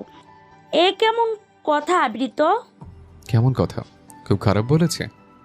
আপু আমার বড় নয়? তাহলে তার বোঝা উচিত আজ আমার সময় আছে এখন, আর আমিও ঘরে তুলে নেই। তাহলে তাকে নিয়ে আমি কিভাবে কোথাও যেতে পারি? তার দায়িত্ব এখনো আমার কাছে আসে নাই। এটা আপুর বোঝা উচিত অবশ্যই। তুমি জানো আমার এক কথা বারবার শোনা পছন্দ নয়। এখন মেয়েটা আমার আসতে পারছে না, একটা আবদার করে বসেছে ছোট ভাইয়ের কাছে। এটা তার ভুল নয় নিশ্চয়? আবৃত কফি শেষ করে একেবারে আর চোখে মায়ের দিকে তাকিয়ে আবারও ল্যাপটপের স্ক্রিনে দৃষ্টি দেয়। গা ছাড়া ভাব তার। অনীহা দেখিয়ে বলে ওঠে, আমার কিছু করার নেই এই মুহূর্তে, আমি সরি। বর্ষাকালে ঝুম বৃষ্টি মাথায় করে স্কুল কলেজ করাটা যেন বড়ই বিরক্তিকর ব্যাপার। উপভোগ করার মতো কাল কখনোই নয় এটা। অবশ্য তখনই উপভোগ্য কাল হয় বর্ষাকাল, যদি বাসায় থাকা যায়। হাতে এক কাপ চা নিয়ে বারান্দায় বসে বৃষ্টির টুপটাপ শব্দ তোলা গান শোনা যায়। উপভোগ করা যায় হিম হাওয়া। কিন্তু যখন ছাতা মাথায় আরামদায়ক বিছানা পরিবেশ থেকে বের হতে হয়, তখন তা বড্ড অসহ্যকর অনুভূতি। আয়রার ক্ষেত্রেও তাই। ছাতা মাথায় কলেজে হাজির সে। প্রি টেস্ট পরীক্ষার 7 দিন বাকি রয়েছে। 16 আজ একটি ক্লাস টেস্ট রয়েছে, আর তা আবৃতের ক্লাসটি। আয়রা দিয়া মধ্যখানের সারি সেকেন্ড বেঞ্চে বসেছে। স্যার আসার আগ মুহূর্তে ক্লাসে গুনগুন চলছে। দিয়ারাও কথা বলছে। আয়রা মাস্ক নামিয়ে রেখেছে মুখ থেকে। সে দিয়াকে উদ্দেশ্য করে বলল, আমার একটা প্র্যাকটিক্যাল সাইন করানোর আছে, তুই একটু করিয়ে এনে দিবি? তোর আবার কোন সাবজেক্টের প্র্যাকটিক্যাল সাইন করানো বাকি এখনো? পদার্থ। দিয়া কপালে ভাঁজ ক্লেলে আয়রার দিকে বিরক্তকর চাহনি নিয়ে বলে, আবৃত স্যারের আসো নাই তো, তাই জানো না। যাদের প্র্যাকটিক্যাল এখনো সাইন হয় নাই সম্পূর্ণটা, স্যার তাদেরকে নিজ দায়িত্বে সাইন করিয়ে নিতে বলছে যখন সে ফ্রি থাকে। ক্লাসে আর সাইন করবে না, এক্সামের আগে। আয়রার মুখটা কালো হয়ে যায়। প্র্যাকটিক্যাল সাইন করানোর জন্য কখনো তাকে কারোর পিছু ঘুরতে হয়নি, এখন ঘোরা লাগবে। সেদিন যদি সমস্যা না বের করত, তাহলে সেদিনই সব ঝামেলা চুকে যেত। কিংবা স্যার পেজটায় সাইন দিয়েই না হয় ভুলটা সংশোধন করতে বলতো। কি এমন দোষের হতো এতে? দিয়ার আয়রার চুপসানো মুখ দেখে মায়া হয়। আশ্বস্ত করে বলে, আচ্ছা, আমি যাবনি তোর সঙ্গে। স্যারের আমাদের ক্লাসের পর আর কোনো ক্লাস নেই, সে এই টাইমটাই ফ্রি একদম। আয়রা একটু ভরসা পায়। এর মধ্যে আবৃতের আগমন ঘটে ক্লাসে। সবাই উঠে দাঁড়ায়। আকস্মিক ঘটনায় আয়রাও উঠে দাঁড়ায়। হঠাৎ তার খেয়ালে আসে সে মাস্ক নামিয়ে রেখেছে মুখ থেকে, বসেছে সামনের দিকে। মুহূর্তে ঘাবড়ে যায় সে। একরকম অস্থিরতা কাজ করে। আবৃত ততক্ষণে এসে স্থির হয়ে দাঁড়ায়। আয়রা 7-5 না ভেবে হুট করেই বসে পড়ে। মাথা নিচু করে মাস্ক ঠিক করতে গেলে সেই সময় বেঞ্চে বাড়ি খায়, শব্দ হয়। সবাই উৎসুক হয়ে তাকায় সেই দিকে। হঠাৎ ঘটনায় আহাম্মক বনে যায় আয়রা। দিয়া চোখ মুখ কুঁচকে তাকিয়ে রয়েছে স্যারের। প্রতিক্রিয়াও ভিন্ন হয়। বাকি স্টুডেন্ট তখনও দাঁড়ানো। আবৃত ঘাড় বাঁকিয়ে সেদিকে এক পলক চায়। প্রকাশে আর প্রতিক্রিয়া এড়িয়ে প্রসঙ্গ পাল্টায়। পুরুষালী ভারী কণ্ঠে বলে, কি খবর? এক্সামের রুটিন প্রকাশ করা হয়েছে, দেখেছেন নিশ্চয় সবাই? আর বেশি দিন নেই, আশা করি সবার প্রস্তুতি ভালো। আবৃত সবাইকে পর্যবেক্ষণ করে খুব ভালোভাবে। আয়রা লজ্জা পাচ্ছে ভীষণভাবে। দিয়া অদ্ভুত চোখে তাকিয়ে তার দিকে। লুকোচুরি করতে যেয়ে তার সঙ্গে সব অদ্ভুত ঘটনা ঘটছে। জ্বালা, এই বিয়েই সব জ্বালাতনের মূল। কত কিছু করতে হচ্ছে এখন। সে মনে মনে ইচ্ছে মতো বকল কিছুক্ষণ। আবৃতকেও ছাড় দিল না। লজ্জায় কান্না আসতে চায় তার। দিয়া জিজ্ঞেস করে, তুই কি অসুস্থ আয়রা? আয়রা চমকে তাকায়। মুখ লুকিয়ে ফিসফিস আওয়াজে প্রশ্নের পিঠে প্রশ্ন করে, এমন কেন মনে হলো? ওভাবেই মনে হলো।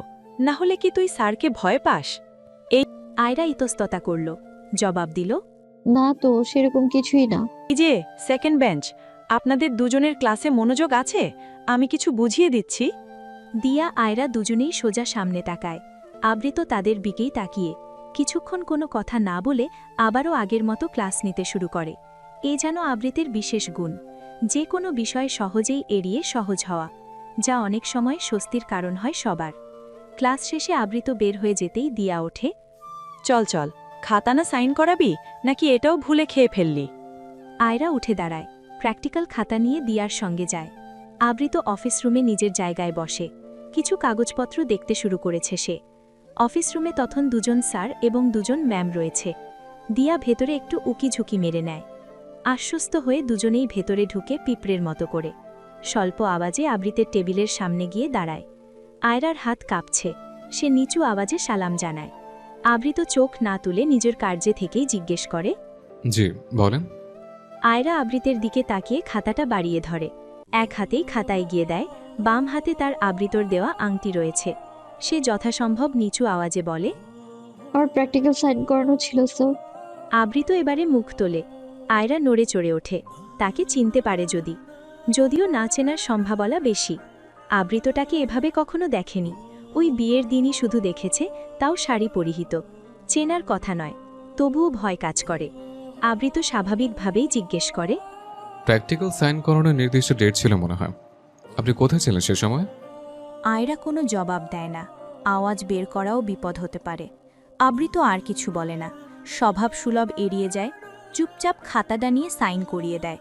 সঙ্গে উপদেশমূলক বলে, সঠিক কাজ সঠিক সময় করিয়ে নেওয়ার চিন্তা ভাবনা রাখবেন। সময়ের কাজ সময় হলে কোনো অপরাধ হয় না। আয়রা হ্যাঁ বোধক মাথা নাড়ায়। হৃদয় কম্পনরত তার। কাঁপো হাতে খাতাটি নিয়ে বের হয়ে যায় সে। বিয়ের মাসখানেক হতে চলেছে তাদের, অথচ কোনো যোগাযোগ নেই, কোনো খোঁজ নেই। এমন দিন যাচ্ছে যেন বিয়ের নামক সুকাজটি ঘটেইনি তাদের সঙ্গে। বড়ই আশ্চর্য লাগে আয়রার। ছুটির টাইম, তখন যেন বৃষ্টির পরিমাণ আরও বেড়ে যায়। কলেজ সেকশন ছুটি হয় সে সময়। দিয়ারা কলেজ বাসে যায়, তাই তারা সেদিকেই যায়। আয়রা নিচতলায় এসে করিডরে দাঁড়িয়ে গেছে। বৃষ্টির পরিমাণ একটু কমে গেলেই বেরোবে। এই সময়ে বৃষ্টির জোর বাড়তে হলো। সে নিধানধার চেয়ে রয় বাহিরে। হঠাৎ তার দৃষ্টি আটকে বাহিরে। আবৃত ছাতা মাথায় দাঁড়িয়ে ফোনে কথা বলায় ব্যস্ত সে। আয়রা কী ভেবে সেদিকে অপলক চেয়ে রয়। চোরা চোখে খুঁটিয়ে খুঁটিয়ে দেখতে থাকে ওকে। আবৃত নামক স্যারটা হাজব্যান্ড আয়রার। ইনি সে, আয়রার হাজব্যান্ড। ভাবতেই আয়রার অদ্ভুত অনুভূতি হয়। সে গাঢ় দৃষ্টিতে দেখতে থাকে আবৃতকে। আবৃত কথা বলতে বলতেই এদিক ওদিক চায়। হঠাৎই তাদের চোখাচোখি হয়ে যায়। আবৃত তা বেশিক্ষণ স্থায়ী হতে দেয় না। দৃষ্টি সংযত করে বরাবরের মতোই। এটাই যেন তার স্বভাব। আয়রার যেন তাতে যায় এলো না কিছু। সে তো জানে মানুষটা তার। সময়গুলো এভাবেই গড়িয়ে যায়, বয়ে চলা নদীর স্রোতের মতো। আয়রার পরীক্ষাও শেষ হয়। সেদিন প্রি টেস্ট পরীক্ষা শেষে পরের দিন সকাল 10টা অবধি ঘুমিয়েছিল আয়রা। লিখিত পরীক্ষা শেষ, মাঝখানের 2 দিন অফ দিয়ে তারপর প্র্যাকটিক্যাল পরীক্ষা। প্র্যাকটিক্যাল যেহেতু তার শেষ, তাই নিশ্চিন্তেই ঘুমাচ্ছিল সে। হঠাৎ মায়ের ডাক কানে আসতেই উঠে বসে সে। চটজলদি উঠে দরজা খুলতে যায়, অথচ তার মাথাতেই নাই। দরজা লাগানো না, শুধু ভিড়ানো। তাহিয়া তার সঙ্গে থাকে। সকাল সকাল উঠে বাহিরে গেছে। ইতিখা ভেতরে ঢোকে। মেয়ে তার রাত জেগে পড়াশোনা করেন জানেন তিনি। আয়রা ঘুমে এখনো দুলছে। মাকে বলে, কি হয়েছে? এখনই ডাকলে কেন? আমার ঘুম হয়নি তো এখনো ঠিক মতো। ইতিখা বুঝলেন। সে গলা ঝেড়ে বললেন, জানি তো আমি যেটা বলতে এসেছি সেটা শোনো আগে। আবৃ তো এসেছে বাসায়। আয়রা অন্যমনস্ক থাকায় যেন ঠিক শুনল না। শিওর হতে বলল, কি? কে এসেছে? আবৃ তো এসেছে। মুখটা আপনা আপনি হাঁ হয়ে যায় আয়রার। ঘুম ছুটে গিয়ে চোখ কোটর থেকে বেরিয়ে আসার উপক্রম। ইতিখা মেয়ের মুখ দেখে আবারও বলেন, তোমাকে আমি বলতে ভুলে গেছিলাম, কাল আবৃতের মা ফোন দিয়েছিলেন, বলেছিলেন যে আজ আবৃত আসবে।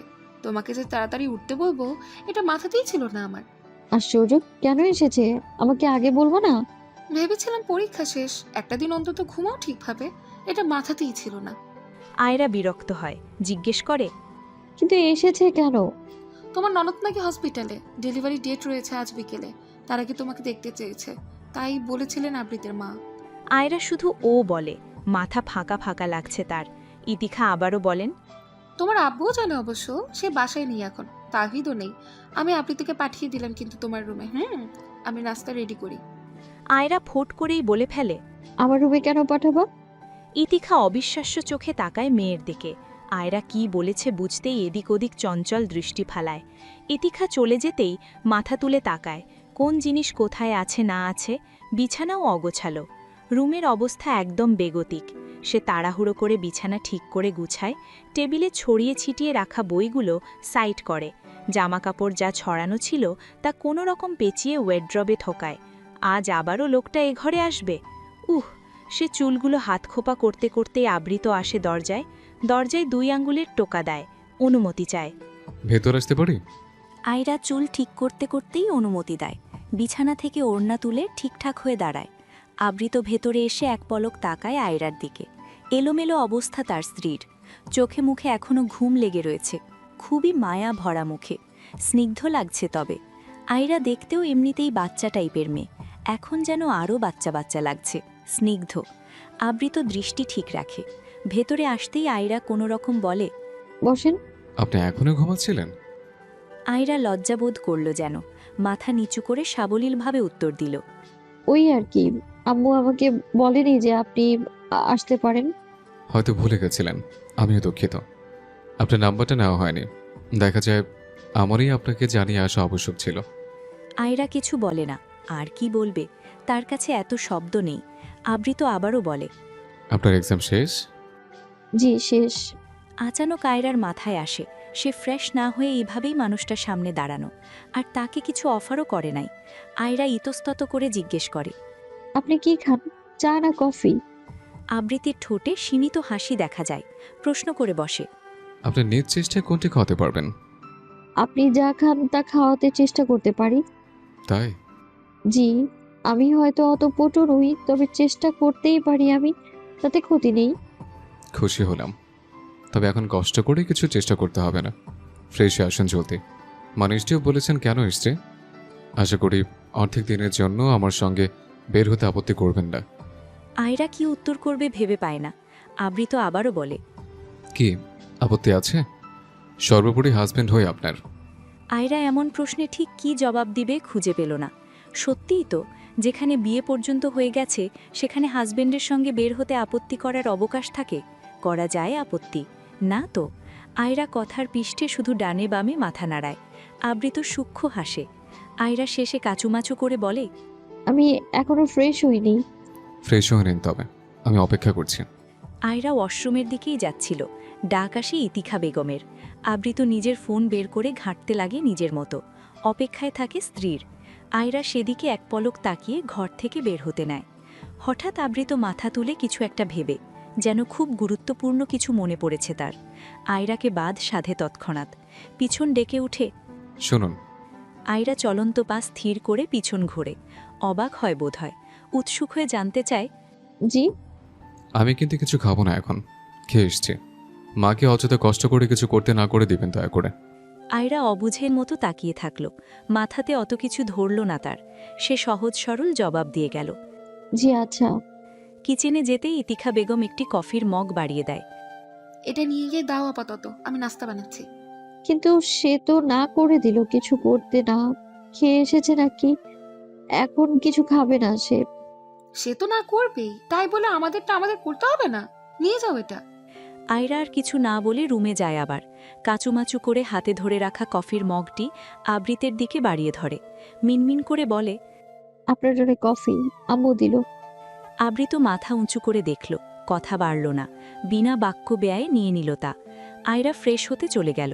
বেশ কিছু সময় নিয়ে বের হলো সে। আবৃত তখনও ফোনে ব্যস্ত।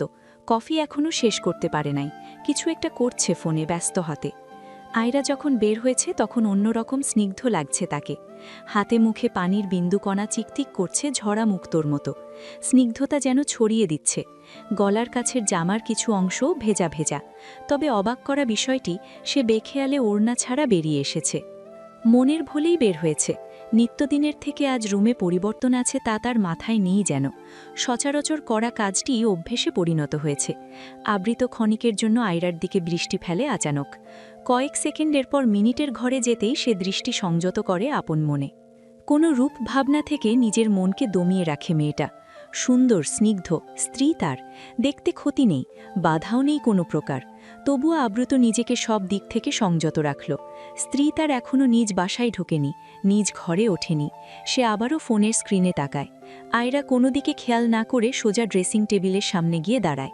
মাথায় চাপে কোনো ভাবনা, নিজের দিকেও নজর পড়ে। অবুঝমনা মনে উৎকণ্ঠা, লজ্জা, অস্থিরতা হানা দেয় একসঙ্গে। ইস, কি করে পড়ল এমন ভুল? এভাবে নির্লজ্জের বেরিয়ে এসেছে। তৎক্ষণাৎ দিকবিদিক শূন্য হয়ে সে দৌড় লাগায় ওয়ার্ড্রপের দিকে। ঠিকমতো তাকায় না পর্যন্ত কোথাও। লজ্জারা যেন মাথা তুলতেই দিচ্ছে না। ভাবনাশূন্য আয়রা লজ্জা যে পেয়েছে বেশ। তার ব্যক্তিত্ব দমে যায় সেই ক্ষণে। লাজুক ভঙ্গিতে তাড়াহুড়ো করতে যেয়ে ড্রয়ার খুলতে ব্যথা পায় সে। ফলস্বরূপ মৃদু শব্দ করে ওঠে।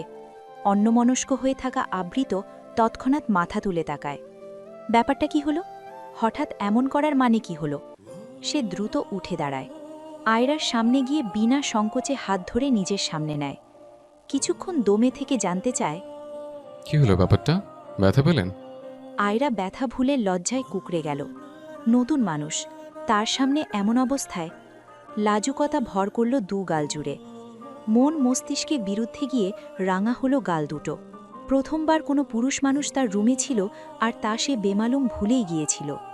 এত ভুলোমনা, এভাবে লজ্জা পেতে হলো। আয়রাকে কোনো জবাব না দিতে না দেখে আবৃত ওর হাত উল্টে পাল্টে দেখে। এরপর তার লজ্জা মিশ্রিত মুখখানি। বুঝতে অসুবিধে হয় না ব্যাপারটা। কোথায় থেকে কি হয়েছে, কেমন ভাবনায় উৎপত্তি হয়েছে। সে অত্যন্ত রাশভারী গম্ভীর গলায় বলে, এটা কোন ধরনের ছেলে মানুষের ছিল আপনার তারিন? আমি কি কোনোভাবে আপনাকে লজ্জায় ফেলার মতো কাজ করেছি, নাকি রুমে কোনো পরপুরুষ ছিল? আয়রার অস্বস্তি বোধ হচ্ছে। আবৃতবের কথা তাকে আরও লজ্জা দিচ্ছে। সত্যিই সে এইরকম এত অবুঝ নয়তো। হঠাৎ যে কি হলো, সে ছেলে মানুষই করে ফেলেছে বোধহয়। হাসবেন তার, তবুও তো অভ্যস্ত নয়। লজ্জা, অস্বস্তি একটু তো হয়, হওয়ারও কথা। মাথা নিচু করে সহজ সরল ভাষায় মিনমিন করে বলে, সরি, আমার সেরকম ভাবনা ছিল না। আমি অভ্যস্ত নই, লজ্জাবোধ হয় অবশ্যই। আবৃত যেমন হতাশ হয়, তেমনি হয় মুগ্ধ। মেয়েটা অতিশয় তার কথা শুনে নিজ মনের ভাবটুকু সহজই প্রকাশ করে দিল। তবে ভুল বলেনি মেয়েটা। মেয়ে তো, লজ্জা পাওয়াটা স্বাভাবিক। আবৃত ঘাড় ঘোরায় অন্যদিকে। আয়রার হাত ছেড়ে ভরাট কণ্ঠে বলে, বেশি ব্যথা পেলে মলম লাগিয়ে নিন, নাহলে বড় সমস্যা হতে পারে। না, ঠিক আছি আমি। ঠিক আছে, তাহলে রেডি হয়ে নিন একবারে, তারপর না হয় খেয়ে নিলে বেরিয়ে পড়ি। আয়রা মাথা ঝাঁকায়, বোরখা হিজাব পরে রেডি হয় সে। আবৃত আগেই জানিয়ে দিয়েছে সে খাবে না। আয়রা খায় খুবই সামান্য। এরপর আবৃতর সঙ্গে বেরিয়ে পড়ে। আবৃতর গাড়ি রয়েছে, গাড়িটি পুরো ফ্যামিলির জন্যই। গাড়ি কেনার পরই ড্রাইভিং শিখে নিয়েছিল আবৃত। এখন সেই ড্রাইভিং করে। আয়রা চুপচাপ বসে রয়েছে। ভীষণ হাঁসফাঁস লাগছে তার। আবৃত ড্রাইভিং করছে এক মনে। কখনো কখনো মন পাল্টে আবার আর চোখে পাশে বসা মেয়েটিকে দেখছে। তবে নিস্তব্ধ দুজনেই। স্তব্ধতায় বাধা পড়েছে যেন। হয়তো মনে মনে কথা সারছে দুজনেই, মুখ ফুটে বলতে অপারগ। তবুও বহু কসরত করে হঠাৎ আবৃত বলে ওঠে, আপনার কি মনে হয় না সাধারণের তুলনায় আপনার খাওয়ার পরিমাণ কম? আয়রা চকিত ঘাড় ঘুরিয়ে তাকায়। জিজ্ঞেস করে, কেন? প্রশ্ন আমি করেছি। আয়রা থমথমে হয়ে যায়।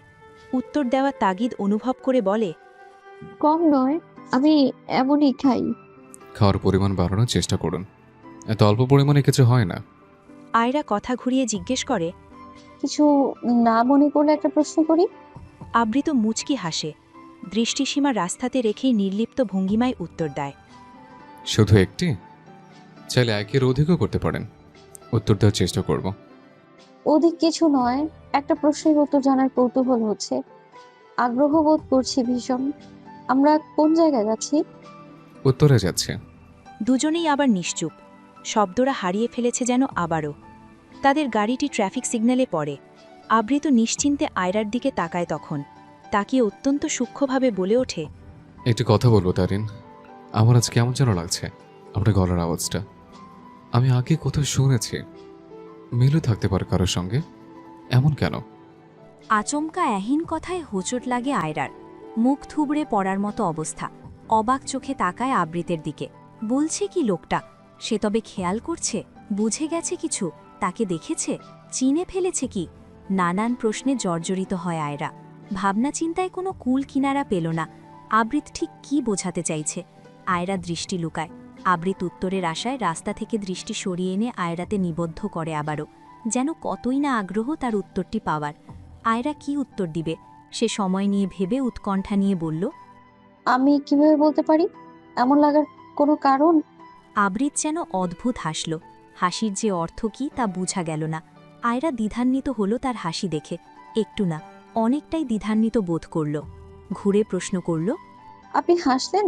ট্রাফিক সিগন্যাল পড়েছে। আবৃত গাড়ি ড্রাইভ করতে শুরু করল। মনোযোগ রাস্তাতে রেখেই প্রসঙ্গ পাল্টে বলল, একটা বিষয়কে জানেন তারিন, পরিস্থিতি যেমনই হোক না কেন, হাজব্যান্ড ওয়াইফের মধ্যে বিশ্বাস জিনিসটা খুব ইম্পর্ট্যান্ট। বিশ্বাসের উপর একটি সম্পর্ক মজবুত থাকে। কথার মধ্যে কিছু একটা আছে। আয়রা চমকেছে, থমকেছে। অজান্তেই বুকটা কেঁপে ওঠে তার। অপ্রত্যাশিত সব কথায় আচানক বুকের মধ্যে কেমন দ্রিম দ্রিম আওয়াজের সৃষ্টি হয়। নিঃশ্বাসের বেগ দ্রুত হয়। রক্তচাপ অস্বাভাবিক হয়। কি বোঝাইতে চাইল লোকটা? কিসের ইঙ্গিত দিল? আয়রা হাজারো দ্বিধাদ্বন্দ্ব নিয়ে তাকিয়েই রয়েছে আবৃতের দিকে। কোনো উত্তর দিতে পারছে না, শুধু তাকিয়েই রয়েছে। আবৃতের সেদিকে ধ্যান নেই। এরপর আর একটিও কথা বলে না সে। দুজনই একেবারে নিশ্চুপ।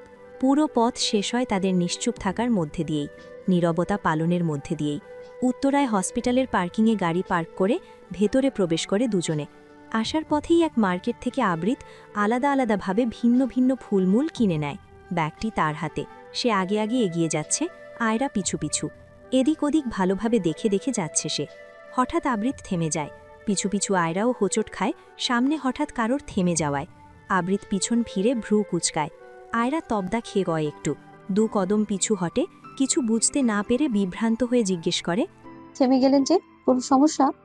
আবৃত কথা বলে না। সোজা এসে আয়রার হাত পুড়ে নেয় নিজের হাতের মুঠোয়। এরপর নির্লিপ্তভাবে হাঁটতে থাকে আবারও। কোনো দিকে তাকায় না, প্রয়োজন বোধ করে না। আয়রা বেশ বুঝতে পারে সে পিছন পিছন হাঁটছে দেখে সামঞ্জস্যতা রাখতে লোকটার এহেন কাঁচ। তবে বাহির থেকে দেখে তার মনোভাবটা ঠিক আন্দাজ করা যাচ্ছে না। করতে পারলে হয়তো সহজ হতো আয়রার কাছে। আয়রা যত ভাবছে ততই অস্বস্তিকর লাগছে বিষয়টা।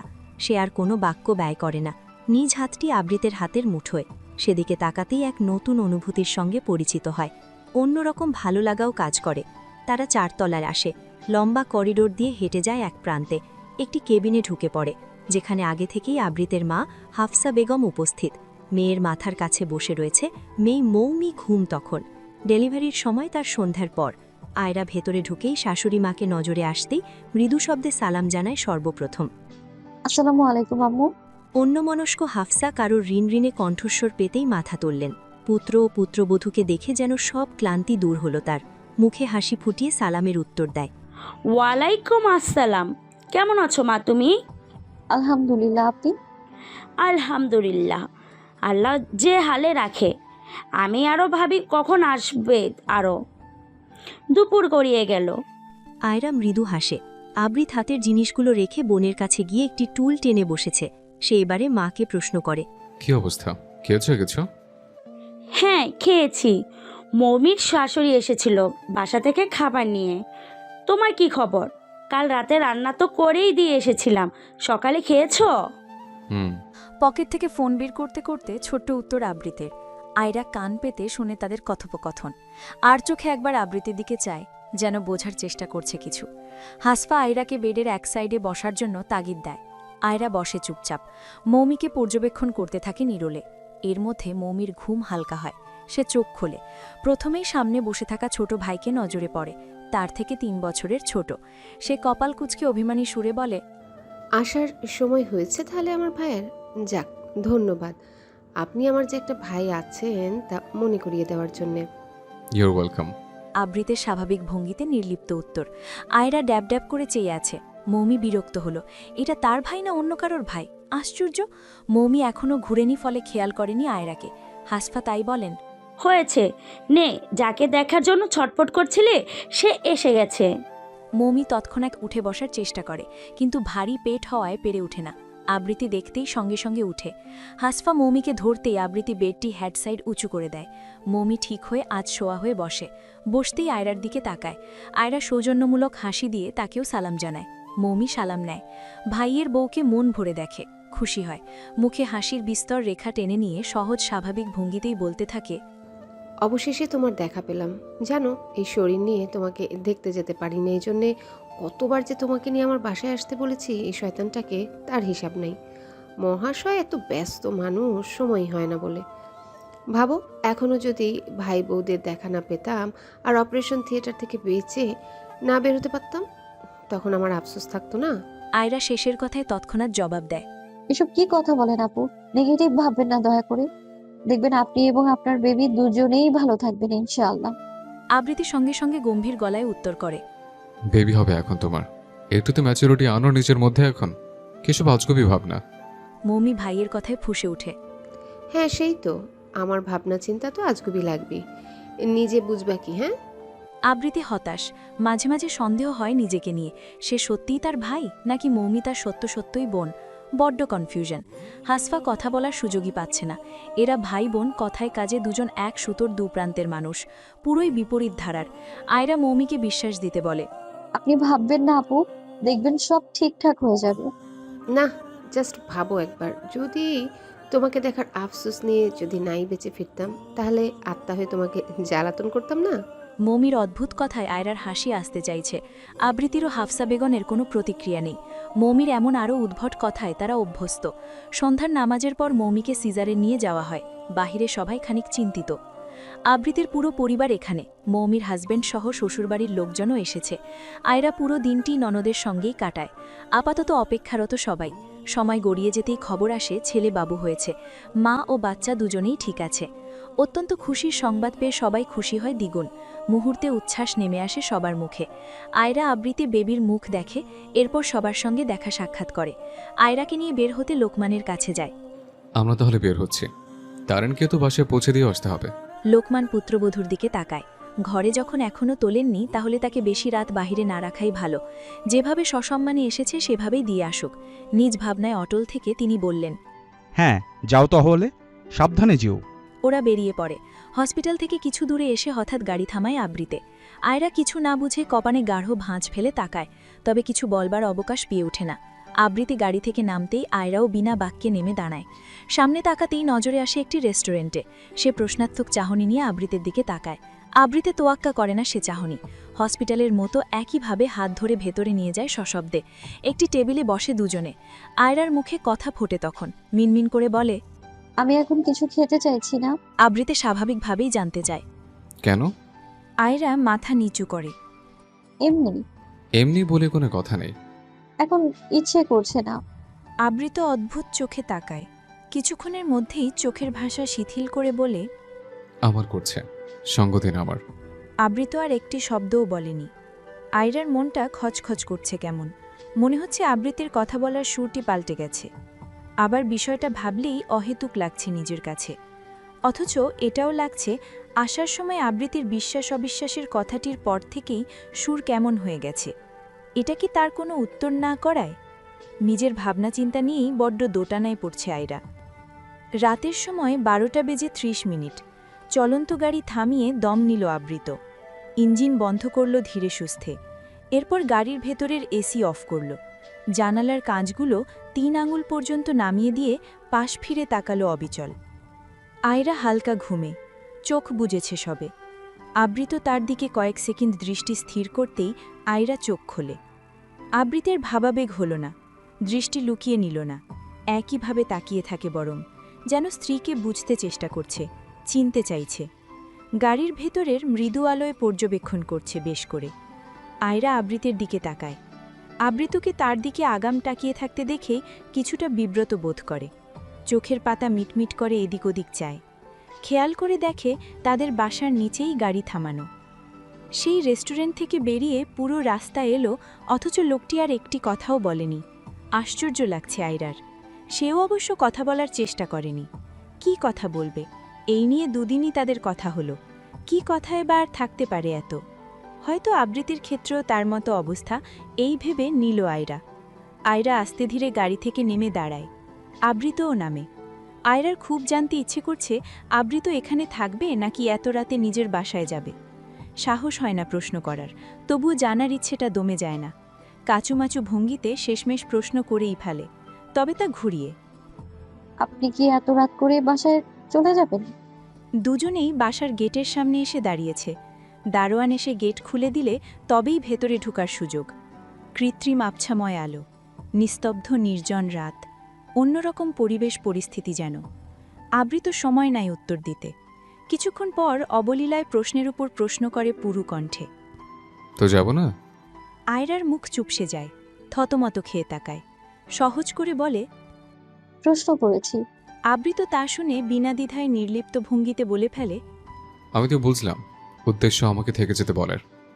এখন কথার প্রেক্ষিতে আয়রা পুরো তবদা খেয়ে যায়। ঠোঁট জোড়া হা হয়ে কিঞ্চিত পরিমাণ বলে কি লোকটা?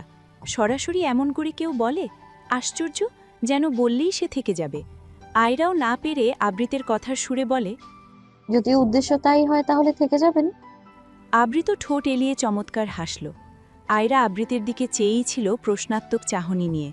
আবছা নজরে আসলো তার হাসিটুকু, কতই না সুন্দর স্নিগ্ধ, তবে অর্থ বোধগম্য নয়। হাসির অর্থ বুঝে উঠতে ব্যর্থ হলে কপালে গাঢ় ভাঁজ পড়ে আয়রার। আবৃত তখন রসিক স্বরে উত্তর দেয়, বিশ্বাস আছে আপনার হাজবেন্ডের উপর? কথাটি কেমন খোঁচা দেওয়ার মতো শোনালো, স্পষ্ট খোঁচাই দিল যেন। আয়রা কিংকর্তব্য বিমূঢ়, শুধু শুনল নীরবে কান পেতে। কেমন লাগছে তার? মনটা খচখচ করে উঠল বোধহয়। কষ্ট হলো কি? হয়তো। একান্ত আপন মানুষ হতে লেগেছে সে। এমন ধরনের কথায় কষ্ট বুঝি হয় না? হাজবেন্ড তার, এখানে বিশ্বাসের কি হলো? আয়রা চোখ ঝাপটায়। আপাতত অন্য কোনো কথা মাথায় আনে না। কেন বারবার বিশ্বাসের কথা বলছে সে? তলিয়ে দেখার চেষ্টা করে না। আবৃত কেউ আর অন্য কিছু বলে না কথার প্রসঙ্গে। সকালের একই কথাটি ভুলমনা আয়রা যেন ভুলেই বসেছে। সময়ের ব্যবধানে দারোয়ান এসে গেট খুলে দেয়। আয়রা কোনো দিক না তাকিয়ে সামনে এগোতে নিলে আবৃত জিজ্ঞেস করে, যেতে হবে সঙ্গে? কথার প্রতিউত্তরে ফটাফট উত্তর দিল আয়রা, আপনার ইচ্ছে না করলে যাবেন না, সমস্যা হবে না কেন? এখানে বাধ্যবাধকতা নেই। অন্তঃপর ধপাধপ পা ফেলে এগিয়ে যেতে থাকে সামনের দিকে। আবৃত যায় পিছন পিছন। অবশ্যই যেভাবে নিয়ে গেছে সেভাবেই দিয়ে যাওয়া তার কর্তব্যের মধ্যে পড়ে। আবৃত নিশ্চুপেই উঠে আয়রার পিছু পিছু। ফ্ল্যাটের সামনে এসে দাঁড়ায় দুজনে। আয়রা দ্রুত হাতে কলিং বেল চাপে। ভালো লাগছে না তার। দ্রুত লোকটার সামনে থেকে সরতে চাইছে এখন। দুবার কলিং বেল চাপতেই ইতিখা এসে দরজা খুলে দেয়। বাসা পুরো নিস্তব্ধ। তিনি যেন ওদের আসার অপেক্ষাতেই বসেছিলেন। ব্যস্ত হাতে দরজা খুলতেই আয়রা ভেতরে চলে যায় চোখের পলকে। আবৃত দাঁড়িয়েই থাকে। ইতিখা মেয়ের এমন কাণ্ডে এক পলক মেয়ের দিকে তাকিয়ে দৃষ্টি ফিরিয়ে নেয়। মুখে হাসি টেনে আবৃতের দিকে তাকিয়ে বললে, তুমি আসবে না ভেতরে? ভেতরে এসো। আবৃত ভদ্রতার সহিত বলে, মাফ করবেন, আমি তারানকে পৌঁছে দিতে এসেছিলাম শুধু। আমি থাকতে পারবো না আজ। এ কি কথা? ভেতরে এসো, রাত হয়েছে, তুমি আজকে এখানেই থাকবে। আমি সত্যিই দুঃখিত, আজ থাকতে পারছি না, চলে। এমনটা হয় বলো? থাকবে না বুঝলাম, ভেতরে তো এসো। সকালে কিচ্ছু খাওনি, আমি তো রাতে রান্না করে রেখেছি। এত কষ্ট করেছেন আমার জন্য, আমি লজ্জিত, কিন্তু এখন কিছু সম্ভব নয়। বাইরে থেকেও খেয়ে এসছি, আজ চলি। অন্যদিন না হয় আপনার কষ্ট পুষিয়ে দেবার চেষ্টা করব। আবৃত নিজ সিদ্ধান্তে অটল থাকে। এরপর গাড়িও কোনো রকম রেখে এসেছে নিচে। ইতিখা আর জোর করেন না, বোঝেন তিনি। আবৃত যেতেই ইতিখা সময় নিয়ে দরজা আটকে দেয়। বাসার সবাই ঘুম। তাওহিদ বোধহয় জাগছে পড়াশোনা নিয়ে। ইতিখা টিভি দেখতে দেখতে ওদের জন্যই অপেক্ষা করছিলেন। আজ তাহিয়া মায়ের সঙ্গে থাকবে বলে তাদের রুমেই ঘুমিয়েছে। বাপের গলা ধরে। ইতিখা টিভি অফ করে মেয়ের রুমের দিকে হাঁটা ধরেন।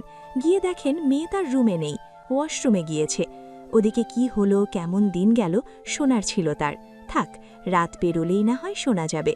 তিনি রুম থেকে বের হতে ধরেও ফেরত আসেন। দৃষ্টিপাত করেন বিছানায়। মেয়েটা বোরখা হিজাব খুলে বিছানার মধ্যে রেখে গেছে। একটু গুছিয়ে রাখবে না? তিনি বিছানায় রাখা বোরখা হিজাবগুলো বারান্দায় গিয়ে মেলে দেন বাতাসে। আবৃত গাড়িতে গিয়ে বসে। শরীর পুরো ছেড়ে দিয়ে সিটে মাথা এলিয়ে দিয়ে থাকে কিছু সময়। চোখ বন্ধ রেখে কিছু ভাবার চেষ্টা করে। মস্তিষ্ক জুড়ে যেন ভাবনা চিন্তারা আন্দোলন করে চলছে। দোলা পাকিয়ে যাচ্ছে সব। এক দীর্ঘ নিঃশ্বাস বেরিয়ে আসে। এভাবেই কিছু সময় গেলে এরপর হঠাৎ মাথা তুলে ঠিক হয়ে বসে। ফোন বের করে নিজের। মেসেজ অপশনে গিয়ে দ্রুত টাইপিংয়ে কিছু শব্দ লেখে। স্পষ্ট বাংলায় এবং নির্দিষ্ট নাম্বারে সেন্ড করে তা। অন্তঃপর নিজ গন্তব্যে উদ্দেশ্য গাড়ি ছেড়ে বেরিয়ে যায় এরিয়া থেকে। ইতিখা বারান্দায় থাকতেই আয়রা হাত মুখ ধুয়ে বের হয় তখন। ইতিখা বারান্দা থেকে আসতে আসতেই জিজ্ঞেস করেন, তুমি আবৃতকে থাকতে বলনি? আর তুমি তখন ওভাবে এলে কেন ভেতরে? আয়রা কপাল কুঁচকে মায়ের দিকে তাকায়। দ্বিতীয় প্রশ্ন বাদ দিয়ে প্রথম প্রশ্নের উত্তর দেয়। থাকতে বলা হয়েছে, সে থাকতে চায়নি, আমি কি করতে পারি আর? ইতিখা ভাবেন, তাও তো কথা, কেউ থাকতে না চাইলে আর কি। ছেলেটা যথেষ্ট নম্র, ভদ্র, সাধারণ। এ ধরনের ছেলেরা শ্বশুরবাড়ি থাকতে চায় না বললেই চলে। সেখানে আয়রা এখনও ও বাড়ি যায়নি, আরই থাকতে চাইবে না, স্বাভাবিক। ইতিখা প্রসঙ্গ পাল্টে বলেন, তো ওদিকে সব ঠিকঠাক? তোর ননদ মানে মমির অবস্থা কেমন? কি বাচ্চা হলো? আয়রা হাত মুখ মুছতে মুছতে জবাব দেয়, সবই ঠিকঠাক, ছেলেবাবু হয়েছে, দুজনেই ভালো আছে। যাক, আলহামদুলিল্লাহ। ভাত কি খাওয়া লাগবে না? খাবো না, খেয়ে এসেছি। আচ্ছা, তাহলে ঘুমাও। ইতিখা বেরিয়ে যান। আয়রা দরজা লাগিয়ে দেয়। বাঁধা চুলগুলো খুলে দিয়ে ফোন নিয়ে বিছানায় বসে। পরশুদিন প্র্যাকটিক্যাল পরীক্ষা রয়েছে, এখন তাই করা লাগবে। পুরো দিন কাটিয়ে আসলো, অথচ বের হবার সময় একটা কিছু নিয়ে বের হয়নি সে। শুধু তার হাত পা নিয়েই বেরিয়ে গেছিল। ফোন পর্যন্ত নেয়নি সঙ্গে।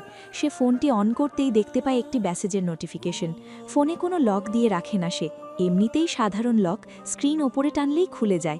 আয়রা মেসেজটি দেখেই মেসেজ অপশনে ঢোকে। নাম্বার কার বা কী নাম তা আগেই খেয়াল করে না। অজ্ঞাত অবস্থায় মেসেজটি পড়ে আগ্রহ নিয়ে। যা এমন, আজ এই পর্যন্তই। পরবর্তী পাঠ খুব তাড়াতাড়ি আসবে। যারা এখনো তানভীর ডায়েরি চ্যানেলটি সাবস্ক্রাইব করোনি, প্লিজ পরবর্তী পার্ট দেখার জন্য সাবস্ক্রাইব করে পাশে থাকা বেল আইকনটি প্রেস করে দিও। ধন্যবাদ সবাইকে।